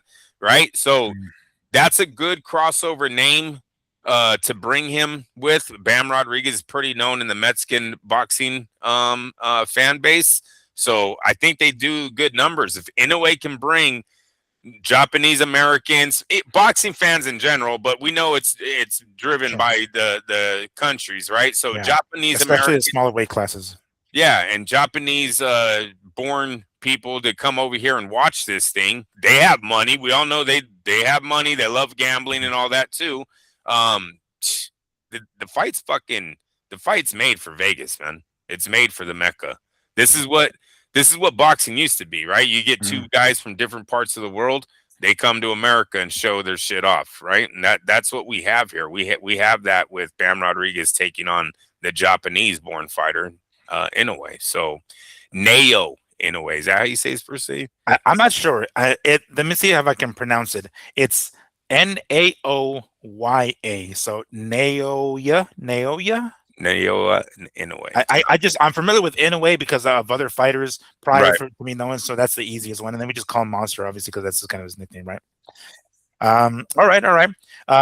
One thing I wanted to ask you, and I totally spaced it before we even moved on to this fight, is the PBC card overall. I was going to ask you, like, how would you grade it? Because there are some pretty solid fights on the undercard for the PBC pay-per-view. So before I forget, I know we've already moved on to the Inoue fight, but before I forget, what kind of grade would you give that? Mind you, was a pay-per-view, was about $85 for everybody else, not for me. But it was a good, fun card, right? Commentary was what it was. Your favorite guy, yeah, that guy. Did you hear it? He said it last night. Oh, did he? I was into it. Yeah. I think he purposely says it now because he watches the show and he's a fan of the show, and he's like, "Yeah, I'm gonna turn the fucking knife a little bit more on Andrew and say his things." But there was something else that he said that I wanted to like bring up, but I had already forgotten. But anyway, everybody else, Chris Mannix was all right. Abner Mares was pretty good, right? They were familiar with those guys. This was a kind of a joint venture here because it was PBC and it was Golden Boy, which is DAZN. So we had a DAZN guy on here in Chris Mannix. Joe Goosen was there as well, of course. But I noticed normally for PBC cards, like Brian Custer is there, but I didn't see him this time. He was for Barrios and Ryan Garcia, but Brian Custer wasn't there. If you had to give this pay-per-view a grade, obviously based on the fights ultimately, what kind of grade would you give this? On the fights, you got to give it an A. A plus, however you said it. They knocked it out the park. They had exciting fights in the beginning. The co-main event was an excellent fight. I thought it was closer than what the scorecards had it, but whatever. It is what it is. Especially because I thought Mungia was going down on his own, meaning he was getting tired, thinking that Resendiz was now bringing it. You know what I'm saying? But it is what it is. And then the main event, man, a new star was born. I mean, seriously, that thing went viral. You see how many people are fucking showing this knockout from hella different angles. So it should be an A for Al Heyman on a Cinco de Mayo card. He pulled it off for the Mexican fan base. Yes, sir.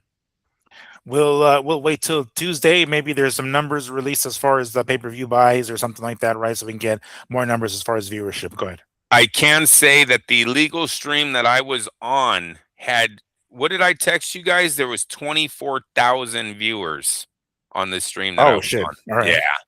She was knocking it out the park. I was like, man, we're doing the wrong shit. And she was like, I don't even watch boxing, but every time I put boxing on, it does really good. I was like, shut up, bitch. No, she was awesome that she was getting that on for everyone, though. But yeah, dude, she was she was doing her damn thing. The baby kept grabbing the phone. That was a little annoying. You got to control these kids, but but she got it done.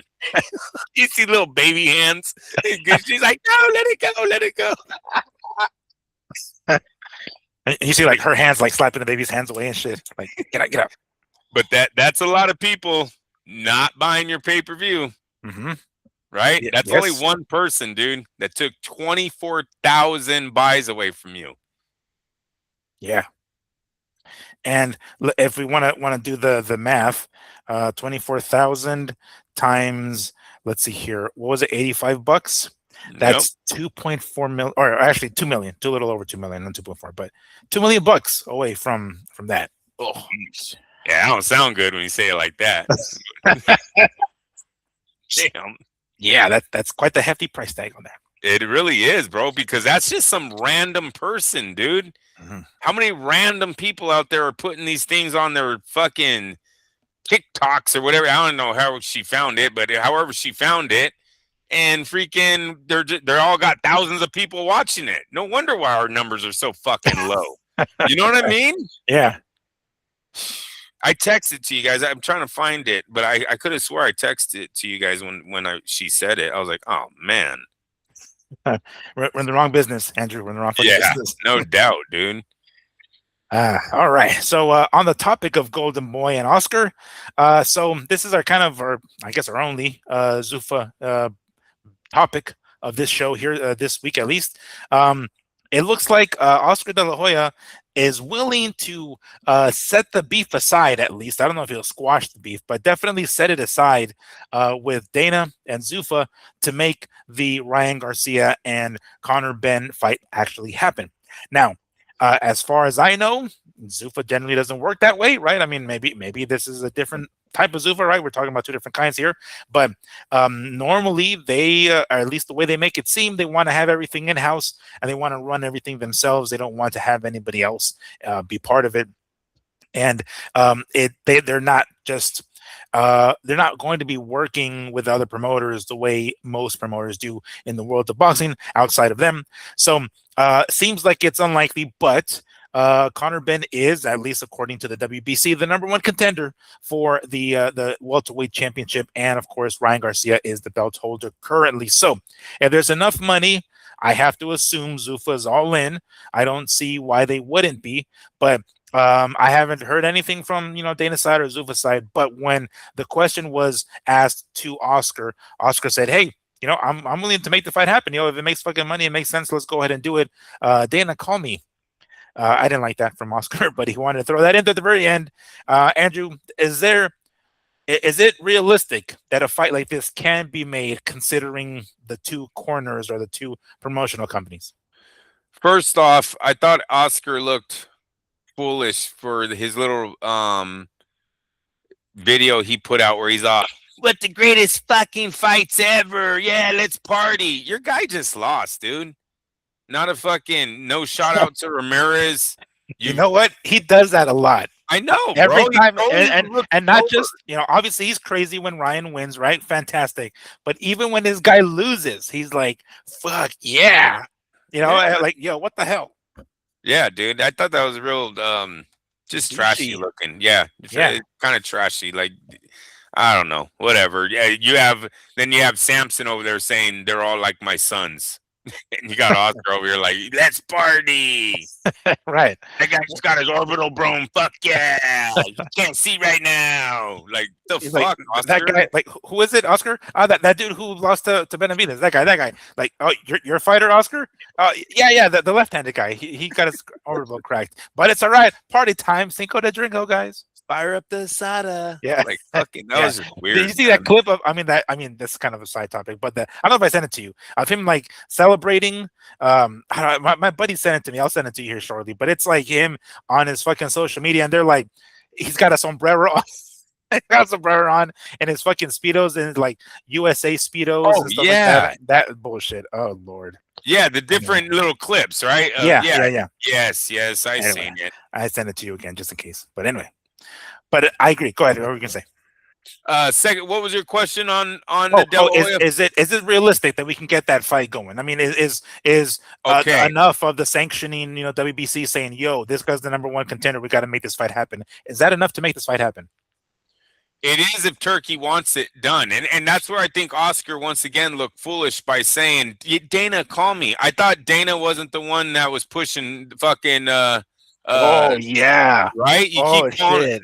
So why didn't you just say Turkey call me? Right? That would have been a slap to Dana. That would have been a nasty fucking slap. Be like, or even if he like kind of faked it, like Dana call. Oh no, not Dana. You're not in charge. That's Turkey, right. call me. You know, like really dig the fucking knife. Oh. That's right. So he dropped it on that one, and you know, just stick to your guns there. You know what I'm saying? Like that's why I would have been like, this is why the fight can be made, because it's Turkey that's going to tell them, Connor, Opatai, all of these guys that they're signing that are telling the media they're fighting for real belts. Miguel, there has to be something in contracts that says they're going to be fighting for real belts.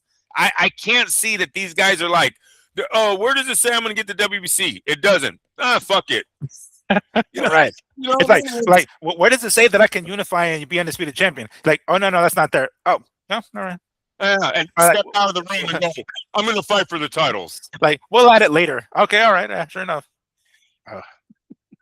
You know what I'm saying? And then literally do an interview the next day and go, I want all the belts. They're not signing. The contract has to say something. So, you know, Oscar could have really, you know, made some good points there on why this fight can get made. And I believe it can. I think the fights can get made with all those guys, because all of those guys are so far not a part of Dana White Zuffa. They're a part of the Turkey takeover. So I think it can happen. The problem with that one night, the problem that I see Turkey falling in is they're not going to be able to defend these titles.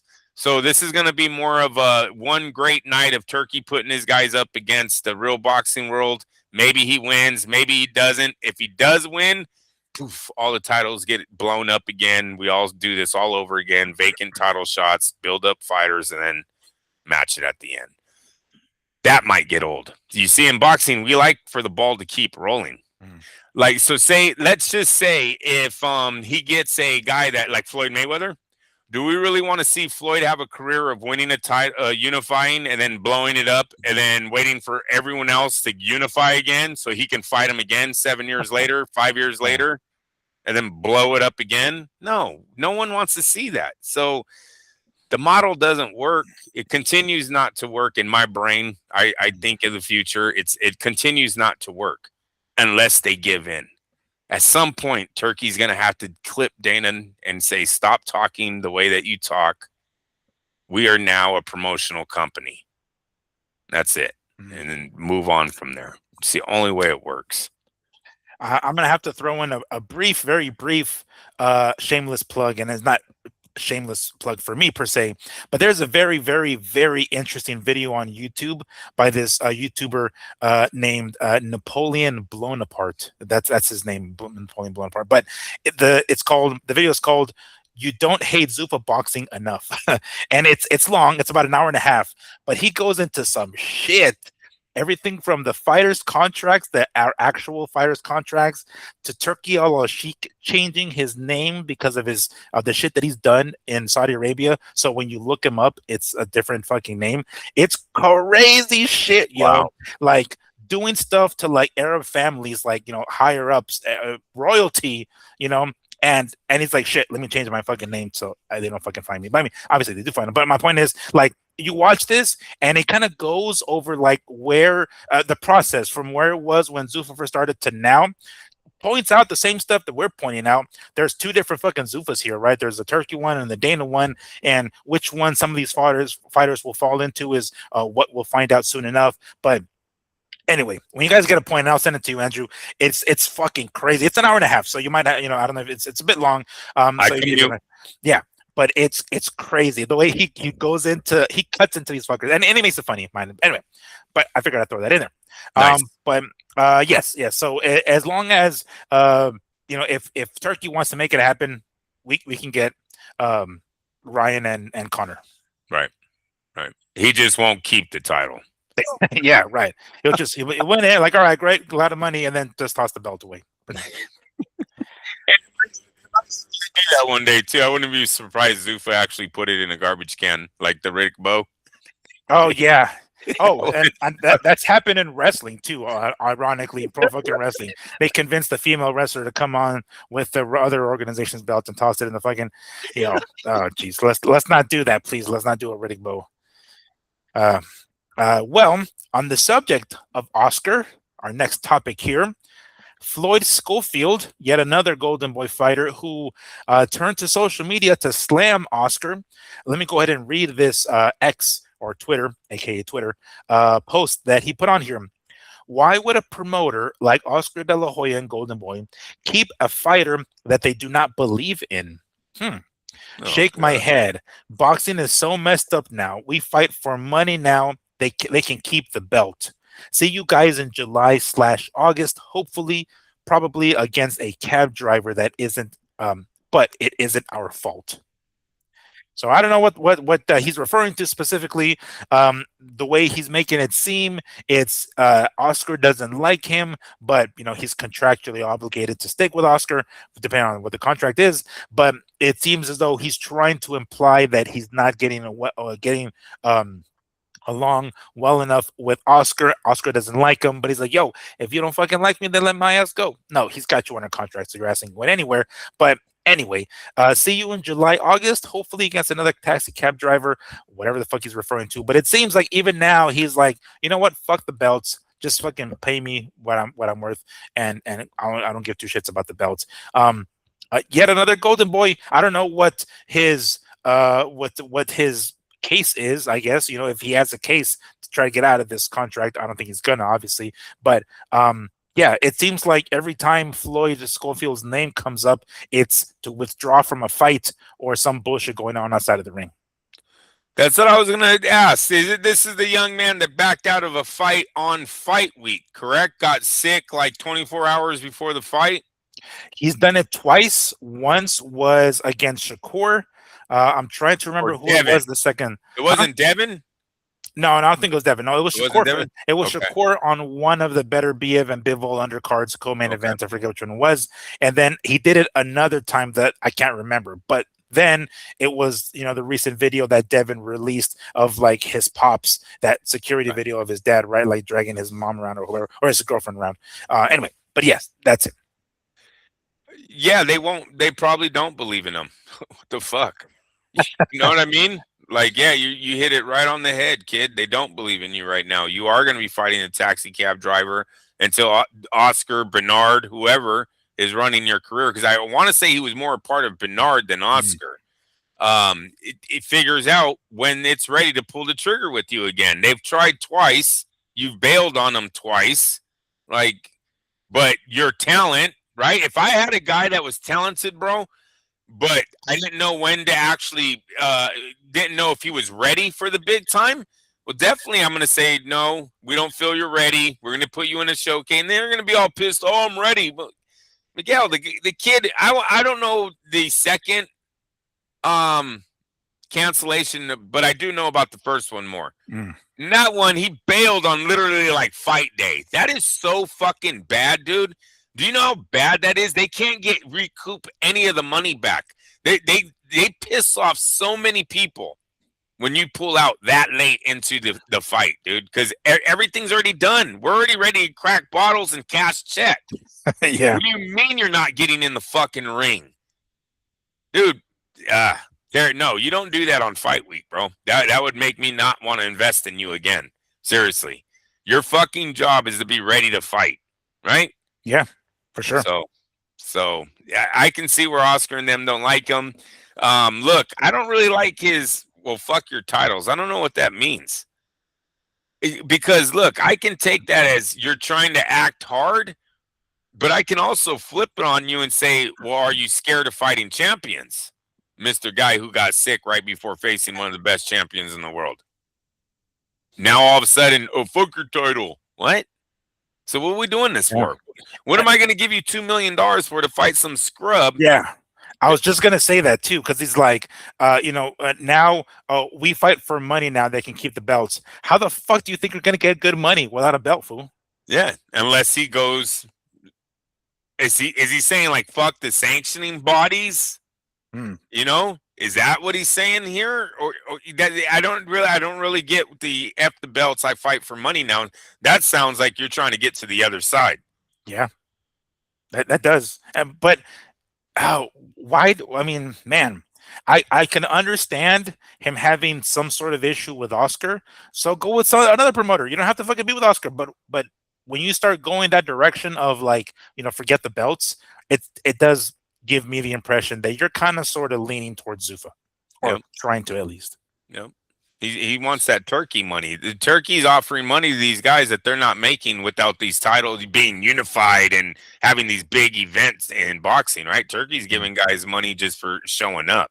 That's what these dudes are trying to get to right now. And I'm telling you, it's a smart move for the guys that do it in the beginning. But at some point, the Prince is going to tell this dude, you need to stop the bleeding. You have overpaid for all the B-level guys. We have not going to say nothing left. I don't want to give the A-listers money because you've already given the B-listers so much and they don't give us shit. We don't make anything off of them. Like I told you guys, these dudes are decades in debt in boxing. This debt that they have created in the last 2 years, this isn't getting made up by the roster they have right now. No, sir. They're going to have to sign the other guys at some little bit lower money, not 16 million for fucking everybody that comes through the door, and start making some profit back. And they're gonna find out real fast. It's kind of hard to generate millions of dollars without having champions and title defenses and big nights with shiny belts. So we'll see how it goes. But no, this company is in serious debt. Yes, sir. Yeah. Hopefully they can get over whatever this issue is. It seems like it's always one fighter or another fighter from Golden Boy who has some sort of beef. I guess you can decide who you side with in this particular case when you see the track record of one fighter and then the track record of his promoter. You can kind of sort of lean in one direction or the other. I can't see what. I mean, of course, we don't know, right? We don't on the inside, but I can't see what Floyd has to complain about here, considering how many breaks he's kind of gotten, right? Right now, you can really say the only guys that aren't mad at their promoters seem to be the heavyweights. And I think it's because heavyweights just make so much darn money. They're like, hey, leave me alone. I made $5 million my last fight. Fuck out of here. And some of them are older, so on their way out, so like, oh, a $5 million check before I'm out? Yeah, sure, I'll take it. Right. And it just seems like Eddie Hearn has people mad at him. De La Hoya has people mad at him. PBC's had a few times that the guys have come out and I want my money, Al, I want my money and shit like that. You know what I mean? So it just and honestly, I think everybody who is looking for the easy path, they don't want to fight for the sanctioning bodies that take fees from you when you win, right? They're trying to get to the other company that's promising millions of dollars with no titles. Not gonna happen. Mark my words, not gonna happen. But that's what they're thinking. Well, not no titles, a Zuffa belt. Yeah, one of those. I think they already made. I could be wrong, and it might have been AI, but I thought I saw like a replica belt already for that, like on the shop online. Online. I thought I saw it. I wasn't sure because some people were like, I saw the belt and then it said underneath it like, would you buy it? I was like, oh shit, is that actually for sale? Like, are they actually start making it now? Is that in production? Anyway. All right. So this next story, I'm not sure what to think about it, quite honestly. According to this that I found here online, Dua Lipa might be a reason that we don't get Anthony Joshua and Tyson Fury. Let me go ahead and read this caption here. Now, mind you, I'm very unfamiliar with who she is. Yeah, thank you. I don't know. Yeah, I was like, Miguel, how the fuck do you know this? I don't know. I know. I've read her name.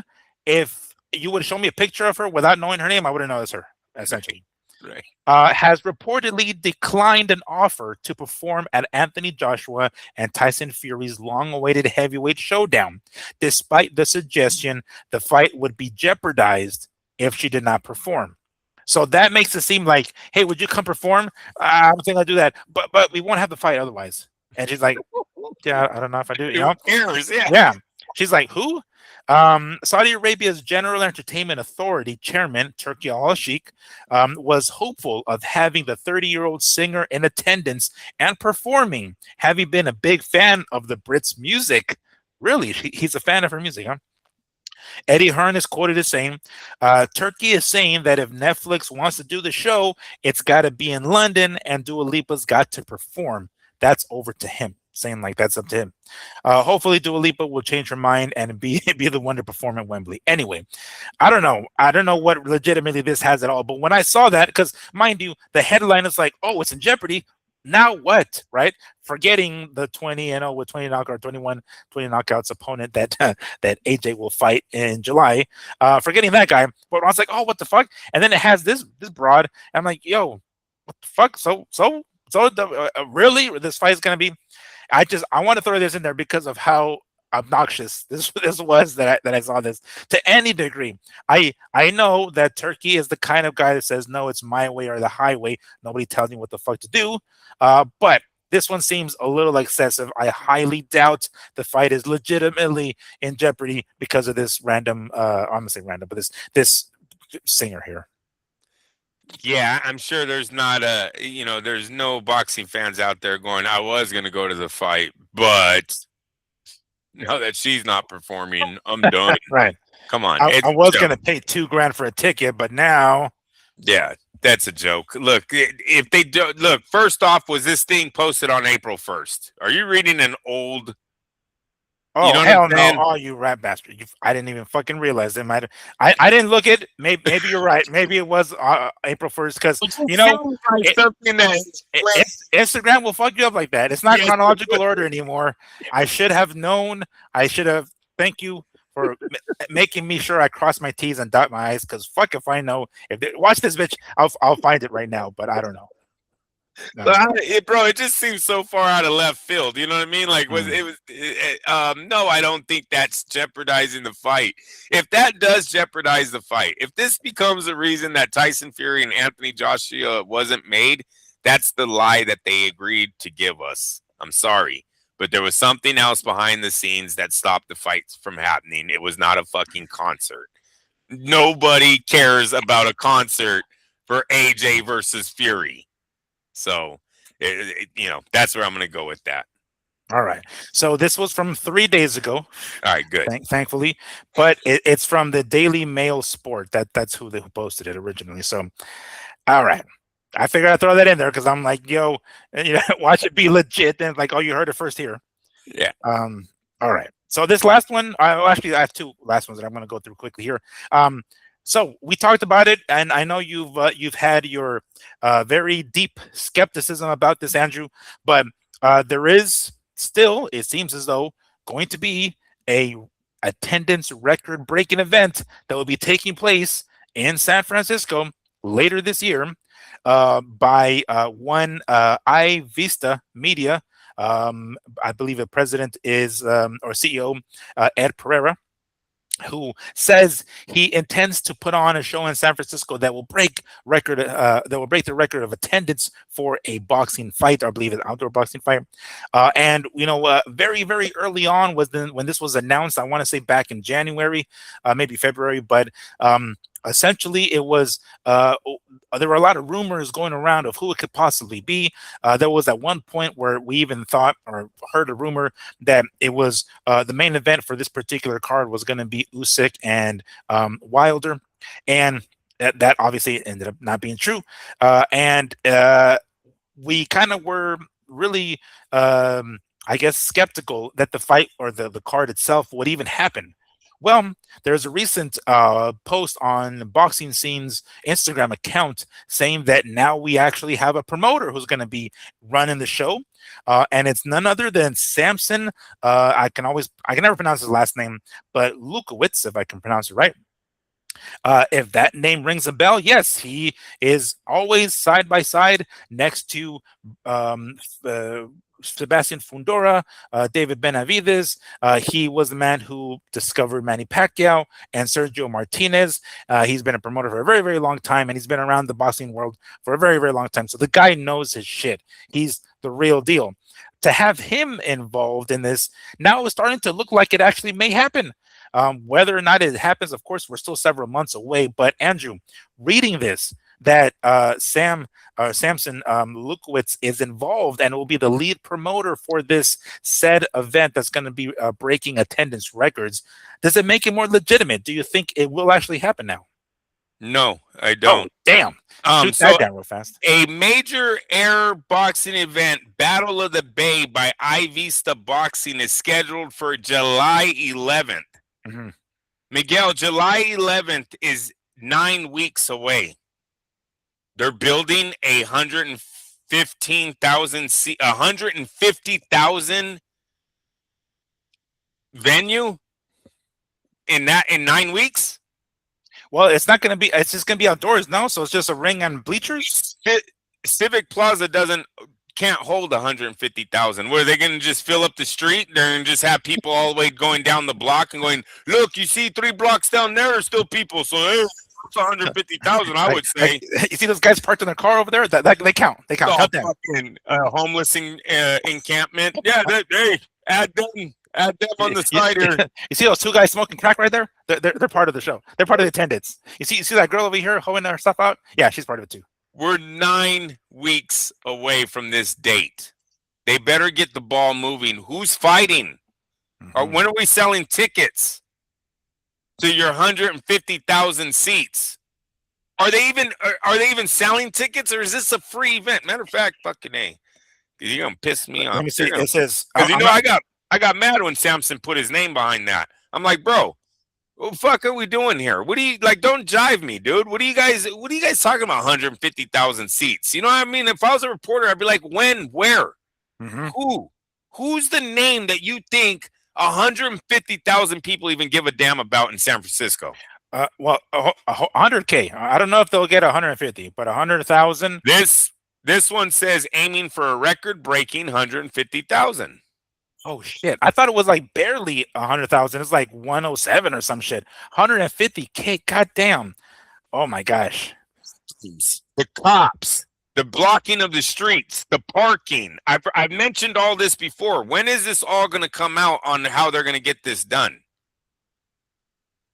Yeah, and they should. I mean, okay, hold on. Well, I guess they're going to know, but damn, you really like put it into perspective by saying 9 weeks, because that's almost a training camp. Like the fighters should kind of already be known, right? Like we should already, I mean, again, whether or not they announce it is in the story, but the fighters who are going to be fighting, they should already know, to be getting ready for fucking camp and stuff like that, because that's essentially a full training camp, maybe with an extra week or so. So yeah, we need to know very, very soon if this shit is even fucking going on.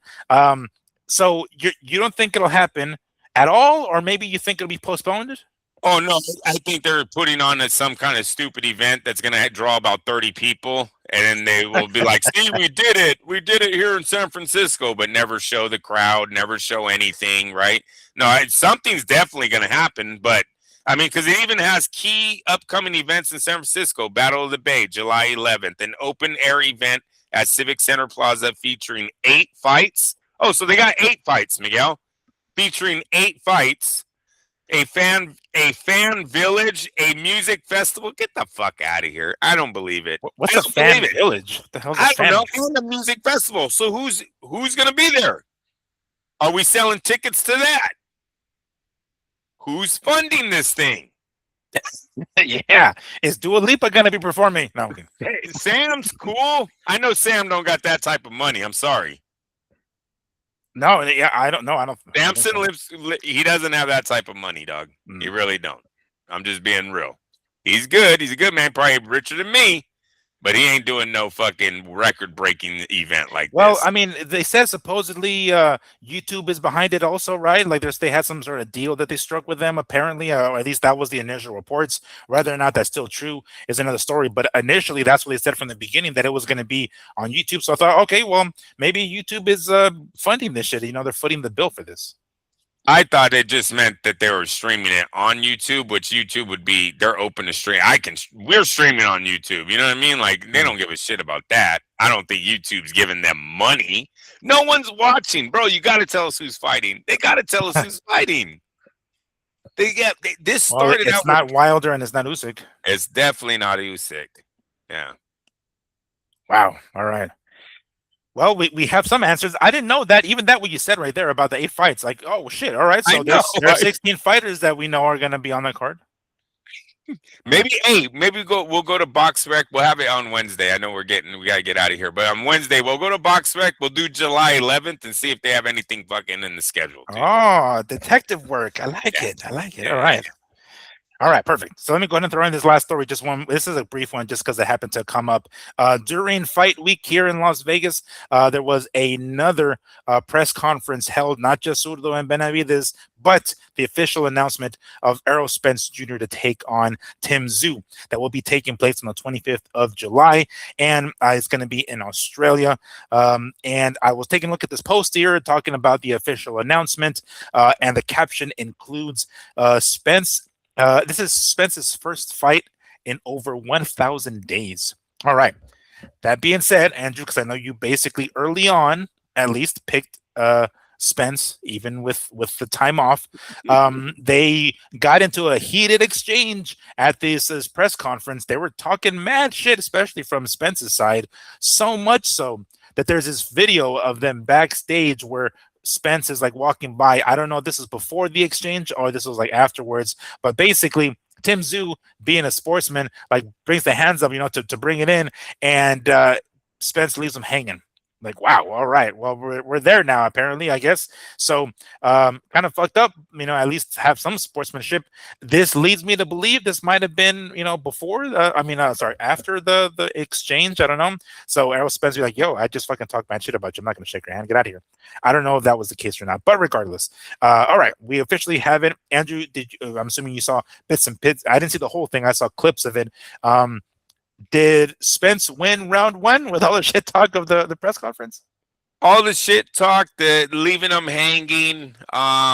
Didn't win. I don't know if you would say he broke Tszyu mentally, maybe pissed him off a little, made the fight a little more edgier. But that's something, no? Getting under your skin, that means something, huh?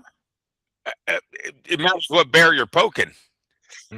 Right? Because it's a bear with no head movement. Yeah, hey, but what if you only have one eye? I don't piss too many people off, bro. If I'm Tszyu, just keep throwing. Just like just keep swimming. Just keep swimming. With Spence, it might just be coming down to just keep throwing punches at his face, right? So don't piss. It matters who you piss off. I liked it. You know what? It's about time we sold some tickets here. You know what I mean? Not everything has to be freaking. Oh, I love this guy. Yeah, we're gonna be sparring partners after. Like.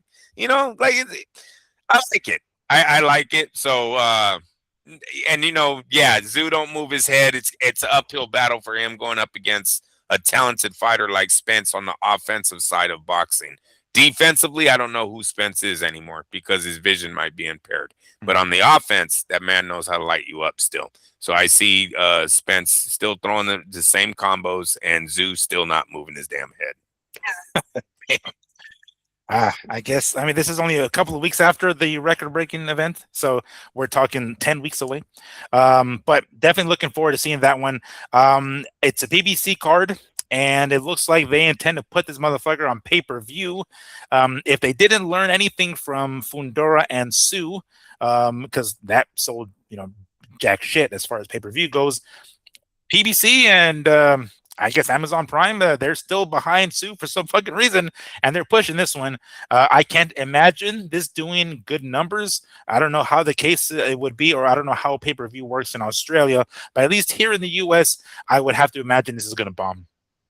Definitely going to bomb, especially with what it looks like he's being blackballed out of the closed circuit. If you don't have companies there might, how do you even get a closed circuit fight anymore distributed to you if there's really no one doing it? Who's in there setting the feed up and sending the signals, right? Whose company is that anymore? There used to be companies that did that. But they did that for like all sports. I don't know. I guess I had to ask around on that one, but it just seems like it's a dying industry, and like PBC is the only one in that parking lot. You know what I'm saying? It's like their building now. El Heyman probably got all the way to the top of that. But this weekend was bad, man. I literally went to a fucking Reno, Nevada, dude, Caesars, the Row, all Caesars properties, and they blacked out boxing. We had a fucking pay-per-view fight that we didn't even get to see in the sports book. That was crazy, Miguel. That was I'm glad I got to see the fight still, but that was pretty like, damn, is boxing this bad? Like, what's going on right now? Like, how the fuck did this happen tonight? Yeah, I mean, I guess paying for boxing, I guess, is the bad part, right? Because the way the chicks made it seem, it's like, well, as long as we have it on one of these subscriptions, I guess it'll be fine. But yeah, I guess, and it's crazy. DAZN said this a while ago, but it's not like they were right at that time because they're still doing pay-per-views. Is the pay-per-view model is dead, yada yada, right? They said this back in 2018 or 2019, whenever the hell it was that Canelo made the jump. It only took 6 more years before, now maybe now it really is legitimately dead because WWE is not doing them, UFC is not doing them, boxing for the majority of part isn't doing them. There's some every so often, of course, with the DAZN package, but yeah, it looks like Al Heyman and PBC are the only guys left really doing this. And you can say, really, for the DAZN thing, it was for the old timers. Right? Because all the new guys, they're buying that yearly thing, $40 a month or whatever, and they're moving on with life, right? They get all the pay-per-views, they get everything. Yeah. So it's really for us old guys that are like, where's my newspaper? Dad, there's an internet now. Yeah. No, I don't believe what the fuck. I only believe what I read on this paper. Do you ever say good morning to those guys that still have the paper? I always do. There are only a few old men left. Oh yeah, I still see a San Francisco Chronicle, dude. No shit. Yeah, I don't see them. I mean, I work from home, so it's not like I leave my house in general. But when I do, no, I don't see really people. You gotta respect that shit, man. Like, dude, you're so out of touch, but whatever. Yeah, respect. That's yesterday's news, right? There's been updated like 20 times since that got printed. Exactly. It's like that printed this morning. That has changed like 5 times over, and you can keep in touch with that computer you have in your pocket right now. You actually follow the person that story's about. Oh, jeez. Oh boy. Way to throw one of the bus there, Andy. Like, I'm not gonna name any names, but this guy needs to get in touch. He needs to be up to date with his fucking technology. Okay. All right. I think that wraps up everything. We went a little longer than we had anticipated, but that is going to do it for us tonight on this Sunday evening. Yes, we do have a fight later on this weekend that we're going to be talking about on Wednesday. Wardley versus Dubois on what we said, DAZN pay-per-view. Actually, I'm not sure if it is pay-per-view or not, but I'll double check that. We'll talk about it on Wednesday because I'm not. It better fucking not be. but you know how DAZN is, I mean, it best not be. But that is going to do it for us tonight. Thank you so much for joining us. As always, for my co-host, Andrew, don't get it twisted, Lapiche. I am Miguel Antonio Barragan, a.k.a. Fight Feed Migs, and this has been the Mad Boxing Show. Thank you so much for joining us. We'll see you guys on Wednesday. Take care and peace.